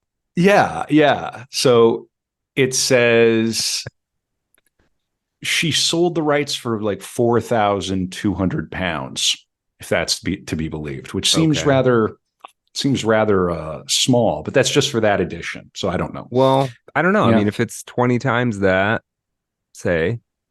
No, because £30 in 1830 is worth 4,000. Oh, I see. Okay, I'm sorry. Again, this is not the word of God. I'm just sort of like, right. It does get interesting, right? Is there a market for this? She was famous. Did she get rich? It's interesting. Yeah, it is. Maybe we'll get into it when we read from the book a bit. The Morning Chronicle in November of 1831 reports that the demand for the 9th number of the standard novels containing Frankenstein and the first part of the Ghost Seer having been so great as to absorb on the first day the whole supply, we are requested to inform those who were disappointed in their applications for that volume that another impression has been produced and copies may be had either at the publishers or at the retail booksellers. Sold out. Sorry. Nice. We had to do another run. Yeah. November 19, 1831, the London Literary Gazette prints a positive review of the 1831 edition. And that's it. All right. Nice. So that carried us through like her life during that period and kind of the ongoing legacy of the novel Frankenstein. I'm going to change tact and go into the novel. And I'm going to read from that chapter 4. Okay. You ready? Yeah. And then when this is done, we're actually going to go back to the Wikipedia and I'm going to start blasting through her biography and get into the biography proper. Okay. I just felt, I don't know what it was, this volume on Frankenstein, and Frankenstein is such a looming, important thing. The temptation is like, well, Mary is so much more than that book Frankenstein, and she has these other novels. It's like, okay, but yes, what at the end of the day, like, what is the thing, and why is this thing so ubiquitous? Let's explore, shall we? Sure. Yeah.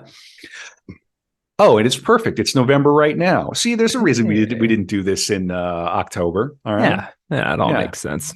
All right. It was on a dreary night in November that I beheld the accomplishment of my toils. With an anxiety that almost amounted to agony, I collected the instruments of life around me, that I might infuse a spark of being into the lifeless thing that lay at my feet. It was already 1 a.m. The rain pattered dismally against the panes, and my candle was nearly burnt out when, by the glimmer of the half-extinguished light, I saw the dull yellow eye of the creature open. It breathed hard, and a convulsive motion agitated its limbs. How can I describe my emotions at this catastrophe, or how delineate the wretch whom, with such infinite pains and care, I had endeavored to form? His limbs were in proportion, and I had selected his features as beautiful, beautiful, great God. His yellow skin scarcely covered the work of muscle and arteries beneath. His hair was of a lustrous black and flowing, his teeth of a pearly whiteness. But these luxuriances only formed a more horrid contrast with his watery eyes that seemed almost of the same color as the dun white sockets in which they were set, his shriveled complexion and straight black lips. The different accidents of life are not so changeable as the feelings of human nature. I had worked hard for nearly 2 years for the sole purpose of infusing life into an inanimate body. For this, I had deprived myself of rest and health. I had desired it with an ardor that far exceeded moderation. But now that I had finished, the beauty of the dream vanished, and breathless horror and disgust filled my heart. Unable to endure the aspect of the being I had created, I rushed out of the room and continued a long time traversing my bedchamber, unable to compose my mind to sleep. At length, lassitude succeeded to the tumult I had before endured, and I threw myself on the bed in my clothes, endeavoring to seek a few moments of forgetfulness. But it was in vain. I slept indeed, but I was disturbed by the wildest dreams. I thought I saw Elizabeth in the bloom of health, walking in the streets of Ingolstadt. Delighted and surprised, I embraced her, but as I imprinted the first kiss on her lips, they became livid with the hue of death. Her features appeared to change, and I thought that I held the corpse of my dead mother in my arms. A shroud enveloped her form, and I saw the grave worms crawling in the folds of the flannel. I started from my sleep with horror. A cold dew covered my forehead. My teeth chattered, and every limb became convulsed. When, by the dim and yellow light of the moon, as it forced its way through the window shutters, I beheld the wretch, the miserable monster whom I had created. He held up the curtain of the bed, and his eyes, if eyes they may be called, were fixed on me. His jaws opened, and he muttered some inarticulate sounds, while a grin wrinkled his cheeks. He might have spoken, but I did not hear. One hand was stretched out, seemingly to detain me. But I escaped and rushed downstairs. I took refuge in the courtyard belonging to the house which I inhabited, where I remained during the rest of the night, walking up and down in the greatest agitation, listening attentively, catching and fearing each sound as if it were to announce the approach of the demoniacal corpse to which I had so miserably given life. Dang. Right? That's good. It's amazing. That's quite good. Yeah. I mean, it's just like, yeah. And then, of course, she cites Coleridge's Rime of the Ancient Mariner on the next page. Yeah. Okay.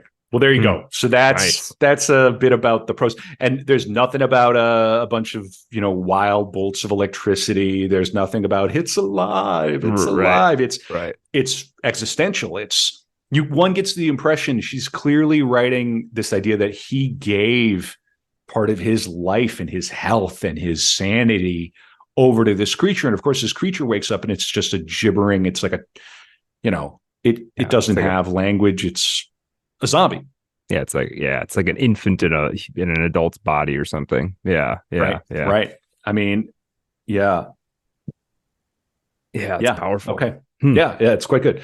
Okay, all right, let's stop worrying about what the dollar used to be worth. Let's not talk of such things. And I'm gonna get into the the full bio here. First, I'm gonna have a little sip of water. Yeah. It's gonna be good. Mm-hmm. We got a lot of threads in old Duder's head here. Who are you doing next? Who are you covering next, Brad?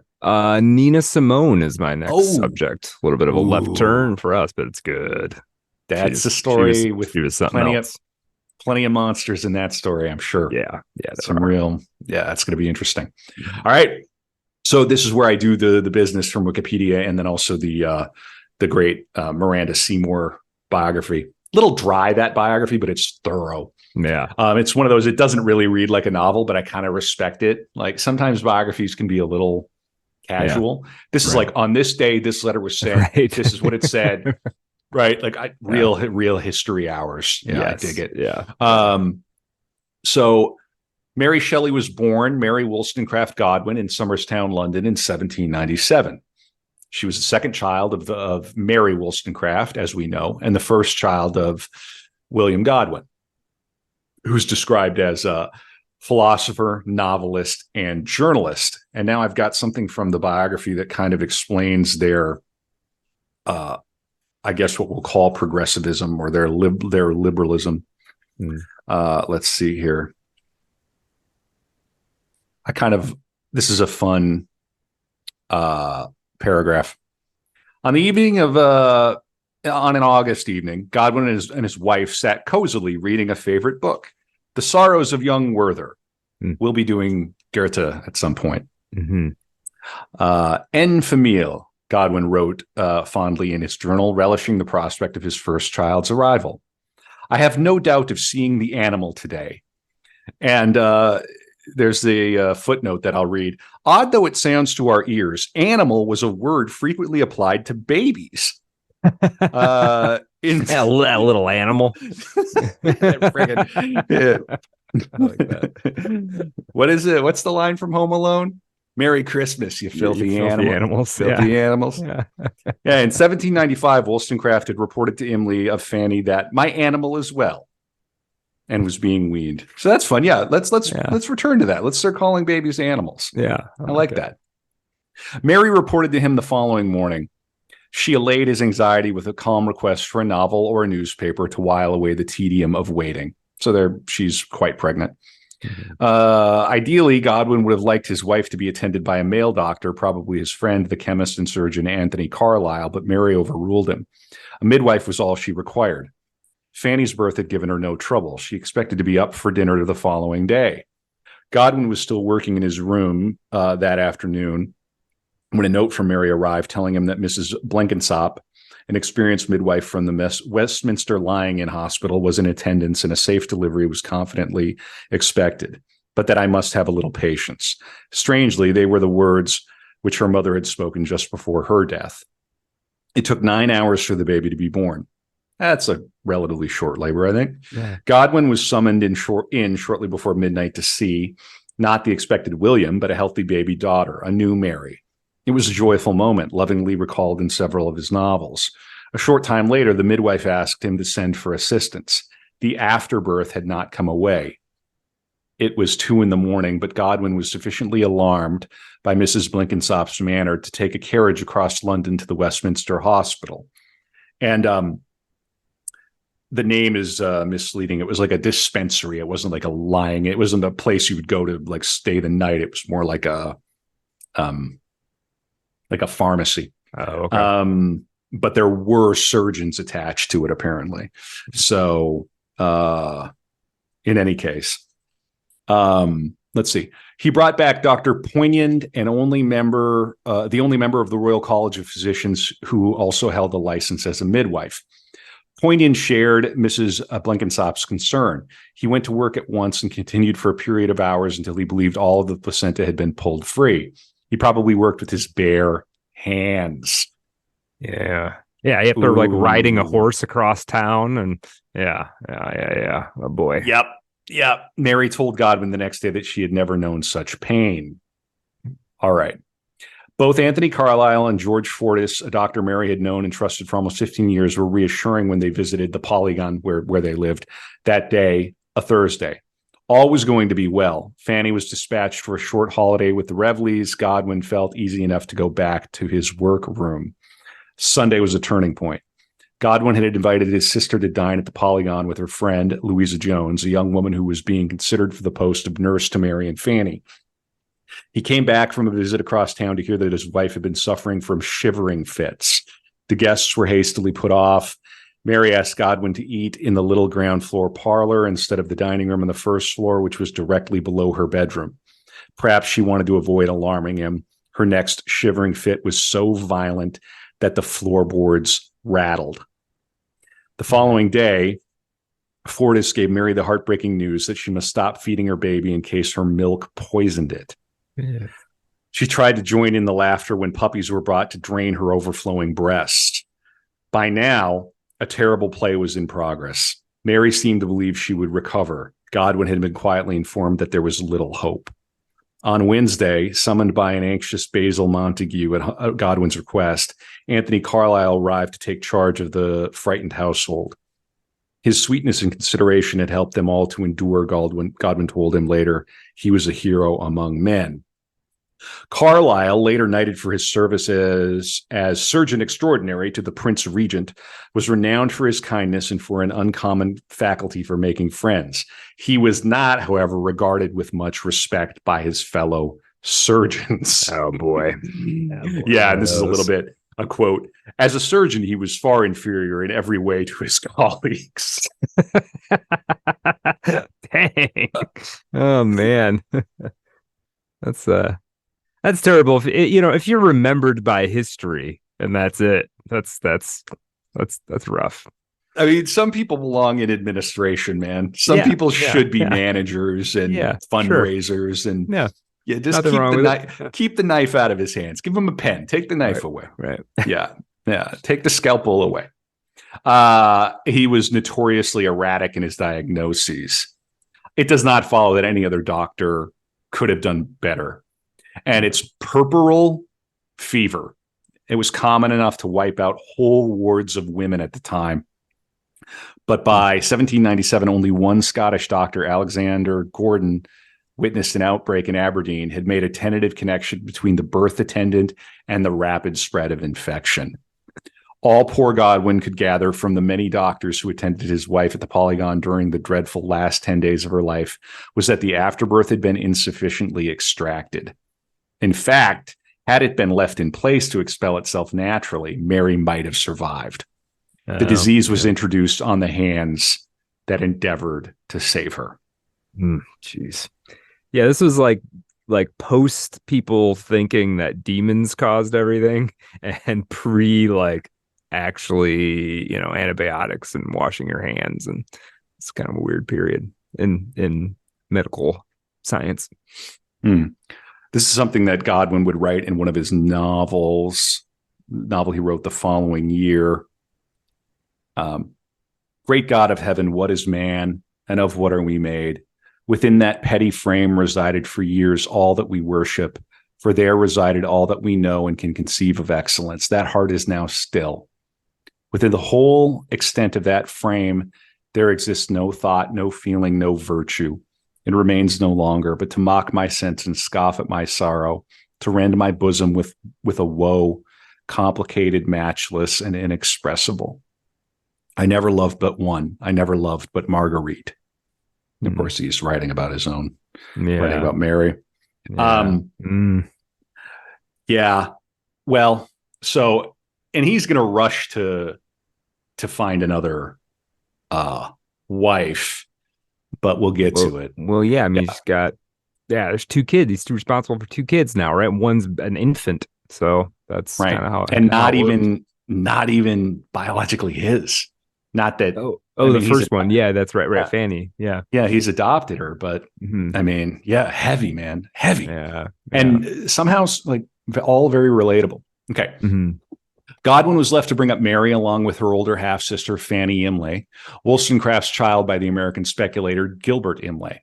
Oh, and she's an American. Oh, jeez. Oh, jeez.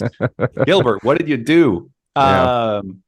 He was an American businessman, author, and diplomat. Very good. Boy. Okay. A year after Wollstonecraft's death, Godwin published his Memoirs of the Author of a Vindication of the Rights of Women, which he intended as a sincere and compassionate tribute. However, because the memoirs revealed Wollstonecraft's affairs and her illegitimate child, they were seen as shocking. So here's what happens. It's October 1797. Mary was highly enough esteemed for so sedate a publication as The Gentleman's Magazine to publish the following tribute. Her manners were gentle, easy, and elegant, her conversation intelligent and amusing, without the least trait of literary pride or the apparent consciousness of power above the level of her sex. And for soundness of understanding and sensibility of heart, she was perhaps never equaled. Her practical skill in education was even superior to her speculations upon that subject. Nor is it possible to express the misfortune sustained in that respect by her children. This respectful attitude did not survive the publication in January. So it's October of 97. In January, he publishes this memoir. Okay, so it's also a bit rushed. Yeah. Of 1798. Rousseau's confessions pale beside the unflinching candor with which Godwin presented details which most of his readers would have preferred not to know or to seem not to know. These memoirs did not allow for the luxury of hypocrisy. Fanny's illegitimacy was as frankly acknowledged as the fact that Godwin's own daughter had been conceived out of wedlock. Mary's suicide attempts, which had previously been the subject of rumor rather than certainty, were no longer left in doubt. Railing against the double standards of women like Elizabeth Inchbald, Godwin did more in the short term for her cause than his wife's. The last nail hammered into the coffin of Mary's reputation was his simultaneous publication of the letters she had written to Gilbert Imlay at the height of their affair. Like, this guy's like, we're going to air it all out. Right. I mean, there's sort of, you got a principle on one hand. On the other hand, it's like, you know, not every detail of this is the entire world's business. Like, right. I don't know. It's kind of, use your inside voice. You don't have to say everything that comes to your head. You don't have to publish every letter. You don't have to publish screenshots of every group chat. Right. You could have you could have a paragraph even referring to the fact, maybe implying that she had lovers or whatever. But like, you don't have to, like, yeah, a little over the top. Right. And then publishing the letters to her lover, like during the affair. Why? The father of your. I wonder if there was a, well, we could spend a lot of time on this. I just wonder if there could have been a financial. Yeah, that's what I was just gonna say. If he thought he could make a few bucks off of it, I mean, I don't think. Yeah, that's the case. Ugh. I don't know though. Good I mean, Lord. I think he had a sense of how historical everything was. Like, it's very heavy and strange. The Monthly Review's contributor, one of the mildest, waited until the autumn issue to wonder what on earth Mr. Godwin could have been thinking of when he exhumed a history, which we must read with pity and concern, but which we would have advised the author to bury in oblivion. Blushes would suffuse the cheeks of most husbands if they were forced to relate those anecdotes of their wives, which Mr. Godwin voluntarily proclaims to the world. Others were less kind, notably the Tory journals, who already viewed Godwin as a political outcast and his wife as a threat to womanly virtue. The new Anti-Jacobin Reviews Index for 1798 noted under the heading Prostitution, see Mary Wollstonecraft. Oh my God. Hannah More, whose educational views were not radically different from Mary's own, opened her 1799 book on female education with an attack on the female worder, as she is described by her biographer, for daring to defend adultery. Mary's friend, the philanthropist and biographer William Roscoe, pitied her the fate of being mourned by a husband with a heart of stone. Scandal and hostile reviews had the predictable effect of making the memoirs more discussed than read. By 1801, the anonymous author of The Vision of Liberty was ready to believe that Godwin had told a story of brothel feats of wantonness. Being her spouse, he tells with huge delight how oft she cuckolded the silly clown and lent, oh lovely piece, herself to half the town. God, this makes me wonder, like, did Godwin have like a little bit of a fetish for this kind of like he wanted to be humiliated? I really don't know. Right. I really do not know. Yeah, it's somewhat mysterious. You can even tell the biography doesn't quite know. I think that I don't know, he was somehow he was grieving and out of his mind. Well, that's he probably wanted to just share with the world and just get it out there. I don't know, man. Yeah. I mean, her vindication wasn't republished until the 1840s. Wow. There's a lot of damage that was done to her reputation. Sure. This memoir cost Godwin several friendships and helped to identify him as a cold-blooded monster. So yeah, that happened.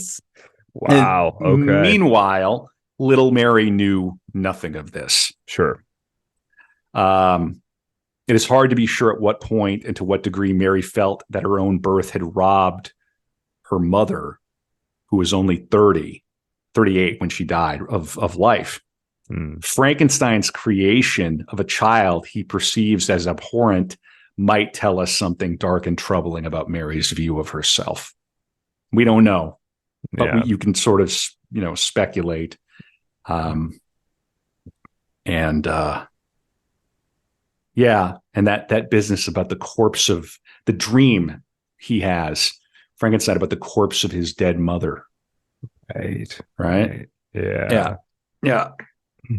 Okay. Cool. So moving on.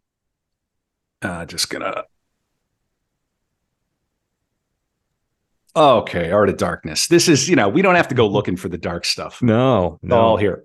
All right. Mary Godwin read these memoirs in her mother's books and was brought up to cherish her mother's memory. Her earliest years were happy, judging from letters, but Godwin, her father, was often deeply in debt. Feeling that he could not raise the children by himself, he cast about for a second wife, as most people would do. Mm-hmm. In December 1801, he married Mary Jane Claremont, a well-educated woman with 2 children of her own, Charles and Claire. Most of Godwin's friends disliked his new wife, describing her as quick-tempered and quarrelsome, but Godwin was devoted to her and the marriage was a success. In the biography, they say she kind of divided people. Some people thought she was fine, great even. Others really didn't like her. Mary never really got on with her stepmother. Mary Godwin, in contrast, came to detest her stepmother. William Godwin's 19th century biographer, Charles Keegan Paul, later suggested that Mrs. Godwin had favored her own children over those of Mary Wollstonecraft. Okay. Well, you're going to be a step parent, right? Yeah. It's tough. Are you got 2 kids of your own. You got 2 kids, one of whom isn't even your husband's. You got to favor your own children? Probably. A little bit. And anything that doesn't go exactly right is going to be perceived that way anyway. So it's a tricky situation for sure. Yeah, for sure. All right. Together, the Godwins started a publishing firm called M.J. Godwin, which sold children's books as well as stationery, maps, and games. However, the business did not turn a profit, and Godwin was forced to borrow substantial sums to keep it going. That's never good when you got to borrow money to keep your business going. Like if we had to borrow money to do this podcast, that would not be. Not sustainable. That's not good. Not sustainable. Yeah. He continued to borrow to pay off earlier loans, compounding his difficulties. It's good use of the word compounding. I like to imagine that his children's books were like, we see these kind of now. They're sort of like radical politics children's books. Like he's got like anarchist children's books. Yeah. That's what he was doing. He was trying to teach, different values. And I don't know that it was with such a heavy hand. but Probably yeah, not. yeah, but yeah, definitely. All right. By 1809, Godwin's business was close to failure and he was near to despair. He was saved from debtor's prison. So again, you can't just go bankrupt here. Right. Like, you're going to end up in Australia or in prison. Yeah. If you can't pay your debts. Ugh. Like, that's fun. You're running your little bookstore. Right. You got a brood of children in this big messed up family, this big unconventional family. And your daughter's the most famous bastard in the country. Right. You're running a little bookshop. You got all these high flown ideas in your head about free love and how things should be. Yeah, there's a tell-all memoir by your wife's tell-all memoir about all of her indiscretions that you wrote. There floating around that you wrote. Yep. And her letters to her lover, before you married her. Yeah. Oh, man. Good. We're living large here. Boy. This is the environment that marries Godwin. William Godwin. But he was saved from debtor's prison by philosophical devotees, by his Patreon supporters, such as, hey guys, really, please. Yeah, no kidding. Such as, we're going to need to call a lawyer at some point. Yeah, I mean, I would love to visit Australia, but I don't want to be sent there. They're not sending anybody to Australia by gunpoint anymore, Brad. I think they're actually keeping people from leaving the country by gunpoint at certain points. I don't know. We have Australian listeners and listeners in New Zealand too. I was seeing some New Zealand numbers. It's pretty cool. Shout out to everybody down under. We appreciate y'all. It's just cool. Yeah. So this is funny. His philosophical devotee, Francis Place, lent him further money. Yes. So it sounds like he's not getting grants. He's getting loans. Got a little cult thing going on. Well, I mean, a real cult would be giving him money, Brett. That's true. Yeah. I think he's a respected radical philosopher and figure. And so like, oh, you need $10,000. All right, I'll lend it to you, next to no interest, and pay me back when you can. Yeah. All right. So because I don't want you to go to prison. All right. Though Mary Godwin received a little formal education, her father tutored her in the broad range of subjects.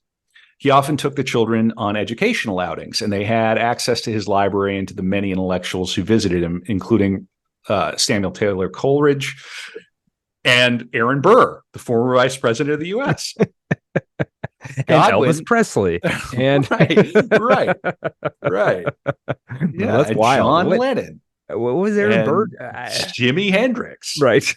We don't have to get too into it. What was Aaron Burr doing over there? He'd been exiled, right? Yeah, he had been exiled. Yeah. I mean, Brad, I pick my battles with episodes like this because it's like, I could totally. No, you can go off on any tangent, right? I don't think anybody expects you to know the detailed history of Aaron Burr. He was put on trial for treason, acquitted, and he fled America and his creditors for Europe. As he do there. Yeah. Okay. Yeah. I don't know if we'll ever do an Aaron Burr episode, but there you go. Probably not. Different podcast. Yep. Godwin admitted that he was not educating the children according to Mary Wollstonecraft's philosophy as outlined in her works, but Mary Godwin nonetheless received an unusual and advanced education for a girl of the time. Yeah, I think it's fair. I think reading Frankenstein, we can see that. Yeah. She had a governess and a daily tutor and read many of her father's children's books on Roman and Greek history in manuscript. Yeah. For 6 months. She was receiving an advanced education for our time, let alone. Yeah. You have to pay mightily for an education like this now, or you have to povide it yourself as best you can. And no, YouTube videos aren't going to do it. Sorry. Yeah. Sorry, guy who says a liberal arts degree is worthless.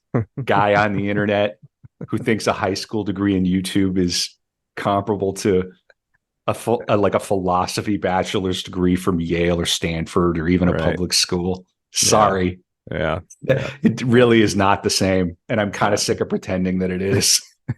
Like at the end, if you're going to go get like a marketing degree from a state school, okay. But you're still going to learn a lot of rigorous stuff.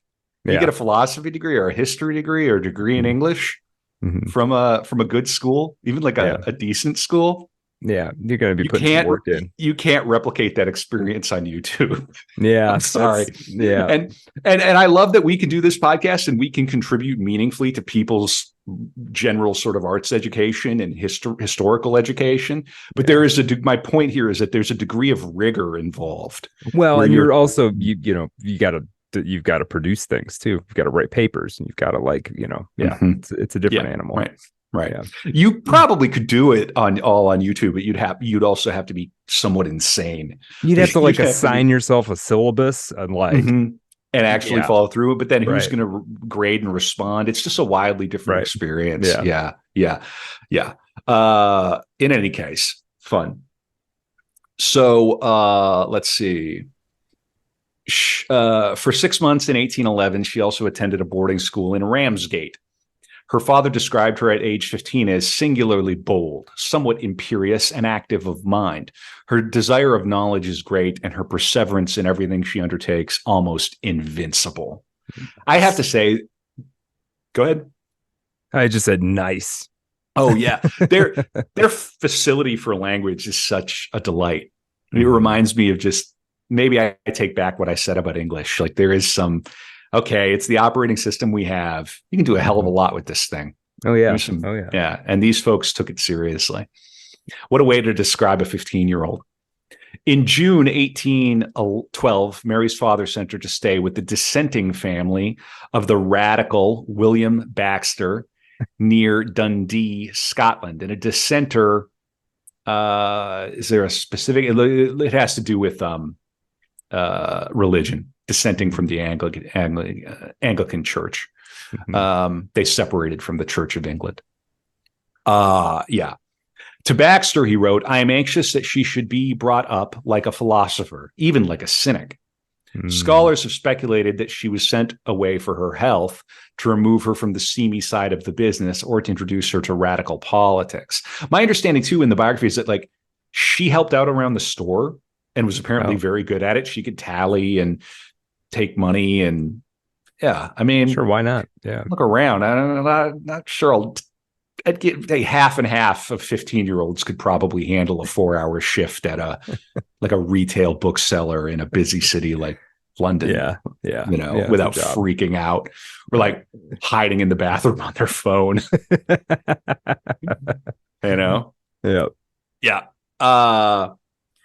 Mary Godwin reveled in the spacious surroundings of Baxter's house and in the companionship of his 4 daughters, and she returned north in the summer of 1813 for a further stay of 10 months. In the 1833 introduction to Frankenstein, she recalled, I wrote then, but in a most commonplace style. It was beneath the trees of the grounds belonging to our house, or on the bleak sides of the woodless mountains near, that my true compositions, the airy flights of my imagination, were born and fostered. Now we are going to meet somebody who's going to figure very heavily into the remainder of our story, the man who would give Mary her name, Mary Shelley. We're going to meet Percy Shelley. And this section just really smacked me in the face when I was reading this. Let's see. They're describing the house in London. Mary was unhappy. Jane was restless. Fanny, as always, kept her thoughts to herself. Godwin, closeted in his study, was too obsessed by his financial problems to notice the storm which was brewing under his roof. So out of touch was he with the situation that he complimented himself on the satisfactory way in which his educational methods appeared to be bearing fruit. I have again and again been hopeless concerning the children, he wrote complacently to a new friend in March of 1812. Seeds of intellect and knowledge, seeds of moral judgment and conduct I have sown, but the soil for a long time seemed ungrateful to the tiller's care. It was not so. The happiest operations were going on quietly and unobserved, and at the moment when it was of the utmost importance, they unfolded themselves to the delight of every beholder. The friend to whom Godwin sent this glowing account in March was Percy Shelley, and it was a wish to impress that caused him to boast of his success as an educator to this new disciple and potential provider of financial assistance. Shelley, age 19, had eloped the previous August with Harriet Westbrook, daughter of a prosperous and fashionable coffeehouse owner. 5 months after being sent down from University College, Oxford, for printing heresies in a pamphlet flamboyantly titled The Necessity of Atheism. Whoa. He's an edgelord. Yeah. 19-year-old poet edgelord. It's just him on the front with his fedora, just tipping his fedora.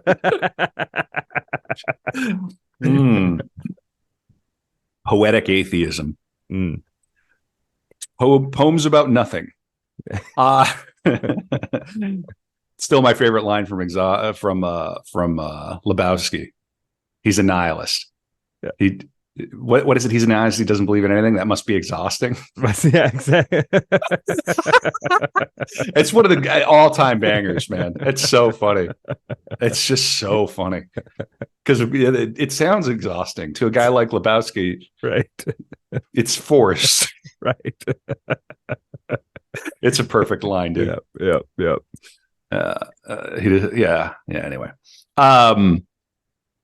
his father, well, none too happy, and this is Percy's father, well, none too happy about this, had been made much angrier when his expelled son announced that he was not interested in being the heir to a handsome estate in Sussex, a baronetcy in the castle built by his grandfather, preferring to settle for an annual allowance with no strings attached. His contempt for Timothy Shelley dated back to 1807 when young Percy, then a schoolboy at Eton, heard reports of the corrupt electioneering methods which had helped his father to re-election as MP for East Shoreham. Money. Yeah. The Shelley family's grandest friend and neighbor, the Duke of Norfolk, had invited the boy up to his Cumberland estate in December of 1811 in the hope of making him see sense.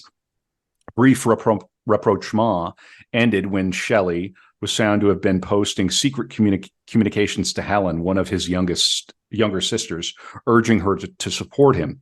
He had already accused his mother of an adulterous relationship with a music master. This was the last straw. Summarily banished from the family circle, Shelley was in need of a new father figure.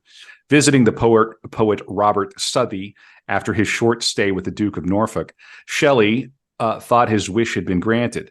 Southey told him that his recently discovered hero, William Godwin, author of Political Justice, was not, as he supposed, dead, but running a bookshop in London.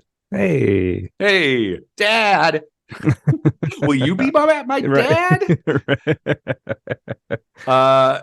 Yeah. Shelley had already dispatched, and these two, they deserve each other. What's going to happen? This is fun. Yeah. Shelley had already dispatched 2 letters to Godwin, even before he rashly tried to enlist the sympathy of his little schoolgirl sister.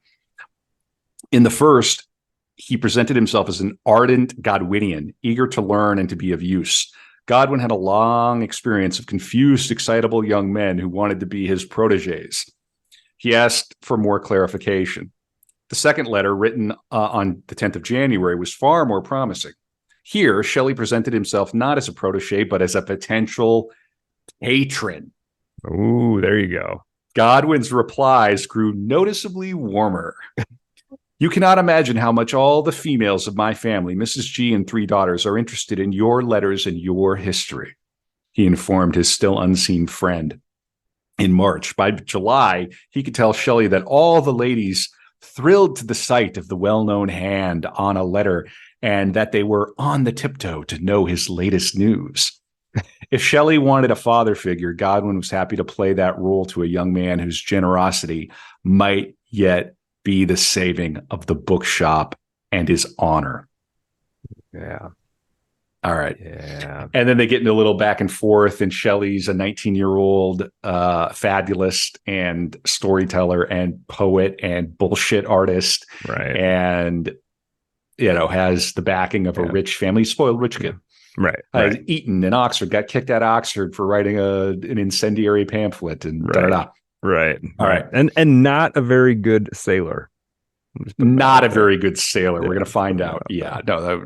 Right. He should have spent less time thinking about atheism and more time thinking about sailcraft or whatever they call it. Right. Yeah. So there we go. Mary Godwin may have first met the radical poet-philosopher Percy Bysshe Shelley in the interval between her 2 stays in Scotland. By the time she returned home for a second time on the 30th of March, Percy Shelley had become estranged from his wife and was regularly visiting William Godwin. That is a hell of a life. If you're 19 years old and already estranged from your wife, you're yeah. They grew up fast in those days. You're living life on turbo mode. Right. You're like 48 years old in our 38. Right. I guess if you could be estranged from your first wife by 35, and that's like that. I can see that. Still a little fast. Right. 19. Damn. Jeez. Take my wife, please. Can't even drink at a bar.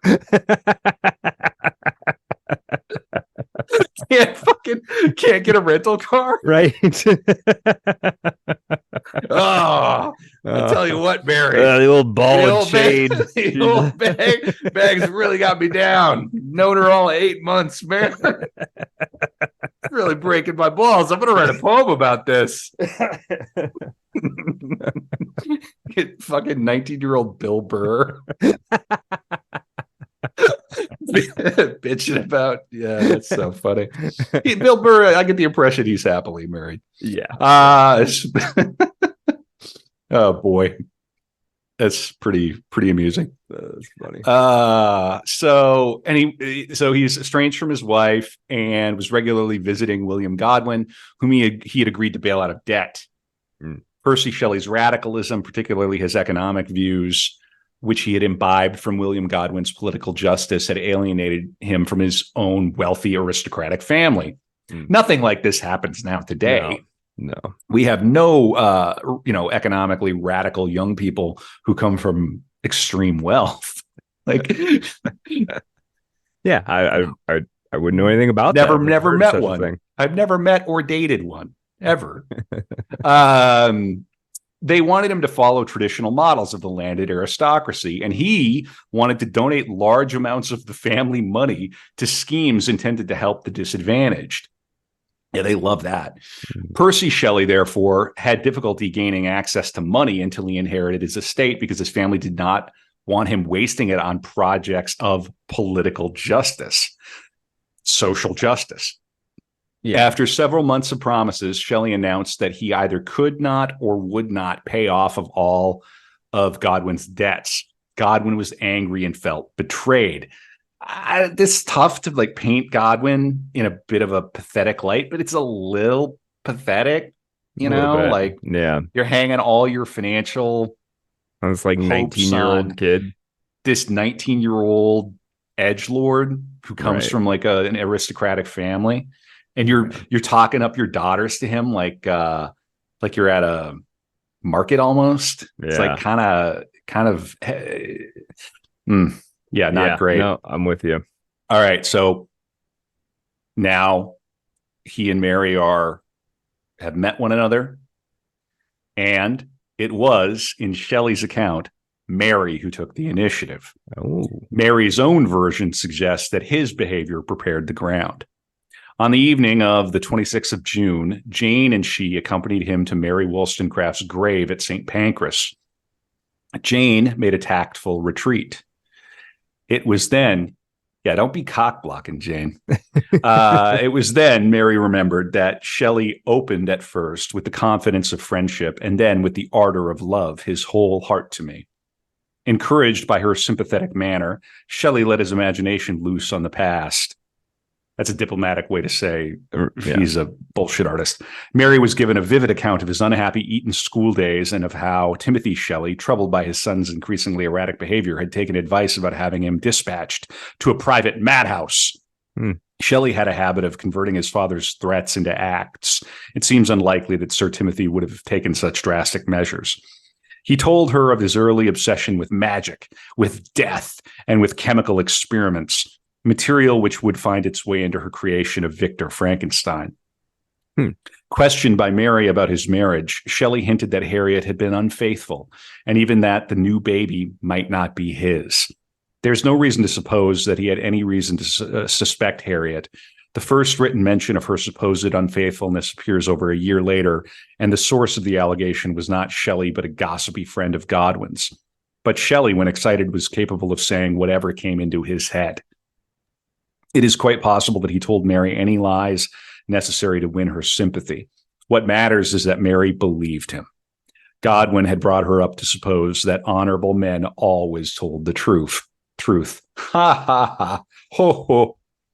Mary, by the age of 16, had absorbed the most inspiringly progressive aspects of her parents' beliefs, while discounting the revisions Godwin had made in his later writings. Like Shelley, she thrilled to the boldness of her father's role as a challenger of conventions.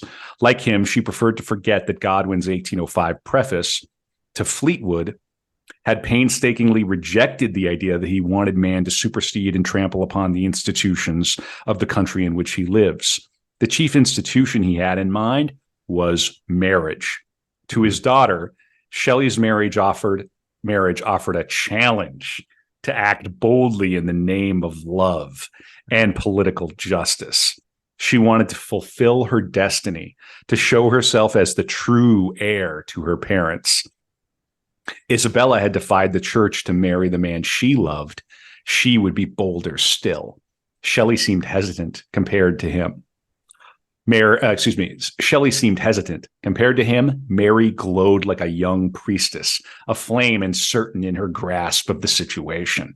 Dang, her understanding, okay. Shelley told Hogg, was made clear by a spirit that sees into the truth of things, and affections preserved pure and sacred from the corrupting contamination of vulgar superstitions. No expressions can convey the remotest conception of the manner in which she dispelled my delusions, the sublime and rapturous moment when she confessed herself mine, who had so long been hers in secret cannot be painted to mortal imaginations. Subsequent references by Shelley to the following day as having been his true birthday suggest that this was the day on which he and Mary first made love. The discreet northeastern corner of St. Pancras Churchyard would have seemed an appropriate setting, as if Mary Wollstonecraft was presiding over their union. Her grave was conveniently shaded by willows. Mm. All right. That's a pretty poetic, like, scene, right? Like, yeah, I like it. Shelley is a bullshit artist. That's fine, but it's a nice little theatrical kind of poetic moment. 16 years old and 21. She's her mother's daughter. Never met her mother, really. Right. At her mother's grave, and a married man takes her. She gives a married man her virginity, and the race is on. Yeah. Right. So, let's see. On 26th of June, they declared their love for one another, and so forth. Virginity. Godwin described herself as attracted to Shelley's wild, intellectual, unearthly looks. To Mary's dismay, her father disapproved and tried to thwart the relationship and salvage the spotless fame of his daughter. At about the same time, Mary's father learned of Shelley's inability to pay off his debts. Yeah. Mary, who later wrote of my excessive and romantic attachment to my father, was confused. She saw Percy Shelley as an embodiment of her parents' liberal and reformist ideas of the 1790s, particularly Godwin's view that marriage was a repressive monopoly. Tell me about it. Which he had argued in his 1793 edition of Political Justice, but later retracted. Just so funny. Yeah, well, that's that off. This wouldn't be the first time in history that somebody had sort of like wild socio-political views, and then like when the rubber meets the road, it's like, no, actually, like I just like to do this how we normally do things. Yeah. So they secretly plan to elope. And she's already pregnant by the time they do this. Mary had already packed a small box with her first writings, her letters from Shelley, her father, and her closest friends. She also strangely packed a letter from Harriet, asking Mary to persuade Shelley to come back to her. How sad. Shortly after 4 a.m. on the 28th of July, Shelley sent word that the chaise was waiting for them at the end of his street. Mary, at the last moment, became certain. She went to his rooms, then ran back to Skinner Street. A letter of farewell was written and propped on Godwin's dressing table. At just after 5, unobtrusively dressed in black silk gowns, and she's going with Claire. The two young girls tiptoed down the stairs and out along the silent street to the corner of Hatton Garden. She was in my arms. We were safe, Shelley wrote with his usual sense of drama. The strain and possibly the first stages of pregnancy made a poor traveler of Mary. Stops had to be made at every stage. Man, what if she got pregnant on her mother's grave? Right. I mean, we're dealing with some real like Promethean forces. We're dealing with some almost pagan, some heaviness. Yeah. In any case, stops had to be made at every stage on the road to Dover so that she could rest. Shelley, convinced that they were being pursued, hired 4 horses at Dartford to increase their speed. The journey, nevertheless, took almost 12 hours. They left Dover shortly before dusk in a hired fisherman's boat, manned by 2 sailors. Just before dawn, a thunder squall struck the boat, and a heavy rolling sea swept in, almost capsizing them. Shelley prepared himself to die while Mary, mute with terror, leaned against his shaking knees. The squall subsided. That's probably when she got the ick. Yeah. The squall subsided.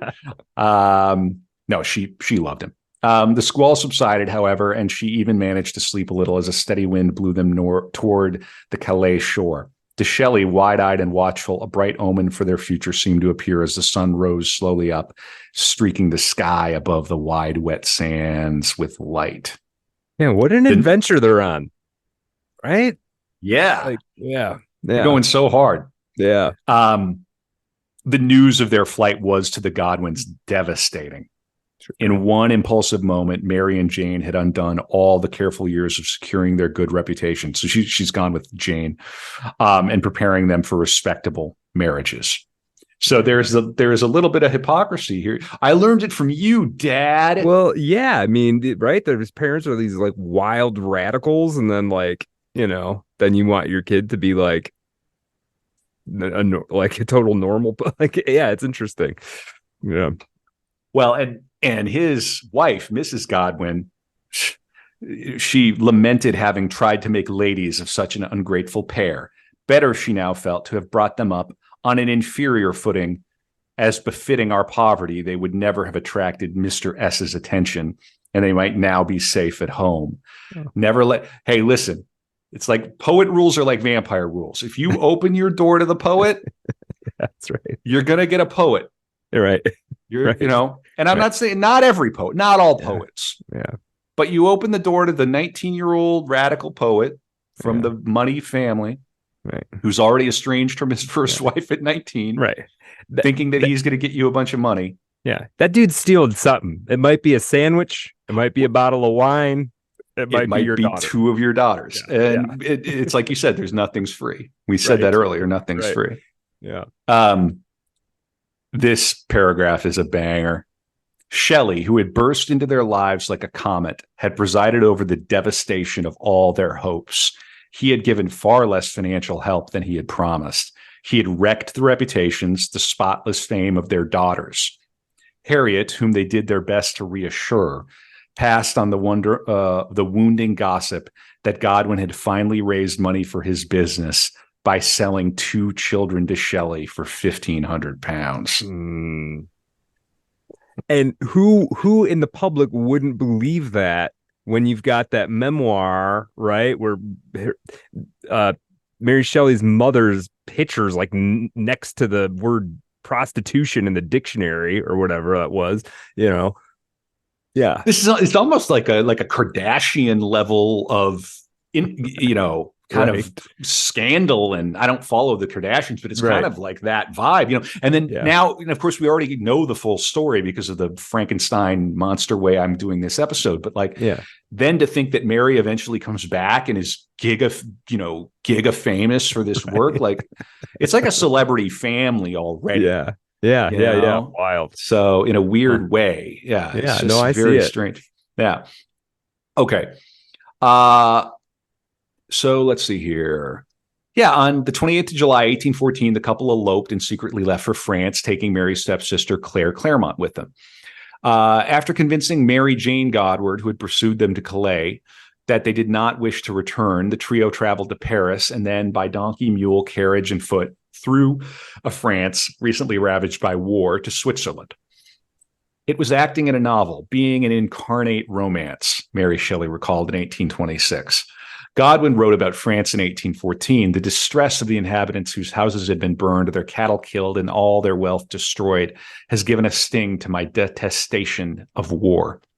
As they traveled, Mary and Percy read works by Mary Wollstonecraft and others, kept a joint journal, and continued their own writing. At Lucerne, lack of money forced the three to turn back. They traveled down the Rhine and by land to the Dutch port of Maasluis, arriving at Gravesend, Kent on the 13th of September, 1814. The situation awaiting Mary Godwin in England was fraught with complications, some of which she had not foreseen. Either before or during the journey, she had become pregnant. She and Percy now found themselves penniless, and to Mary's genuine surprise, her father refused to have anything to do with her. That's just, man, oh man. It's like, what's good for the goose is not always good for the gander, right? This is how it should be, but not you. Not you, right. The couple moved with Claire into lodgings at Somerstown and later Nelson Square. They maintained their intense program of reading and writing and entertained Percy Shelley's friends, such as Thomas Jefferson Hogg and the writer Thomas Love Peacock, our favorite old TLP. Yeah. Percy Shelley sometimes left home for short periods to dodge creditors. As you do. Yeah. The couple's distraught letters reveal their pain at these separations. Pregnant and often ill, Mary Godwin had to cope with Percy's joy at the birth of his son by Harriet Shelley in late 1814 and his constant outings with Claire Claremont. So he's like hanging out with Claire? Oh, man. Okay. There you go. Yes. Oh, boy. Yeah. Shelley and Claremont were almost certainly lovers, which caused much jealousy on Godwin's part. But you have to understand, like, conceptually, they're all above it. They're all trying to be above it. They're trying to live that free love. They're trying to be ethically non-monogamous, in the parlance of our times. Yeah. Right. But they don't have that language. And somebody should have taught them about polycules. There you go. They all were these definitely dealing with been, some sort of all these problems would have been resolved. You just put it in writing, and then that makes it easy. Nobody's feeling. Then everybody can agree. Yeah. So just write a contract.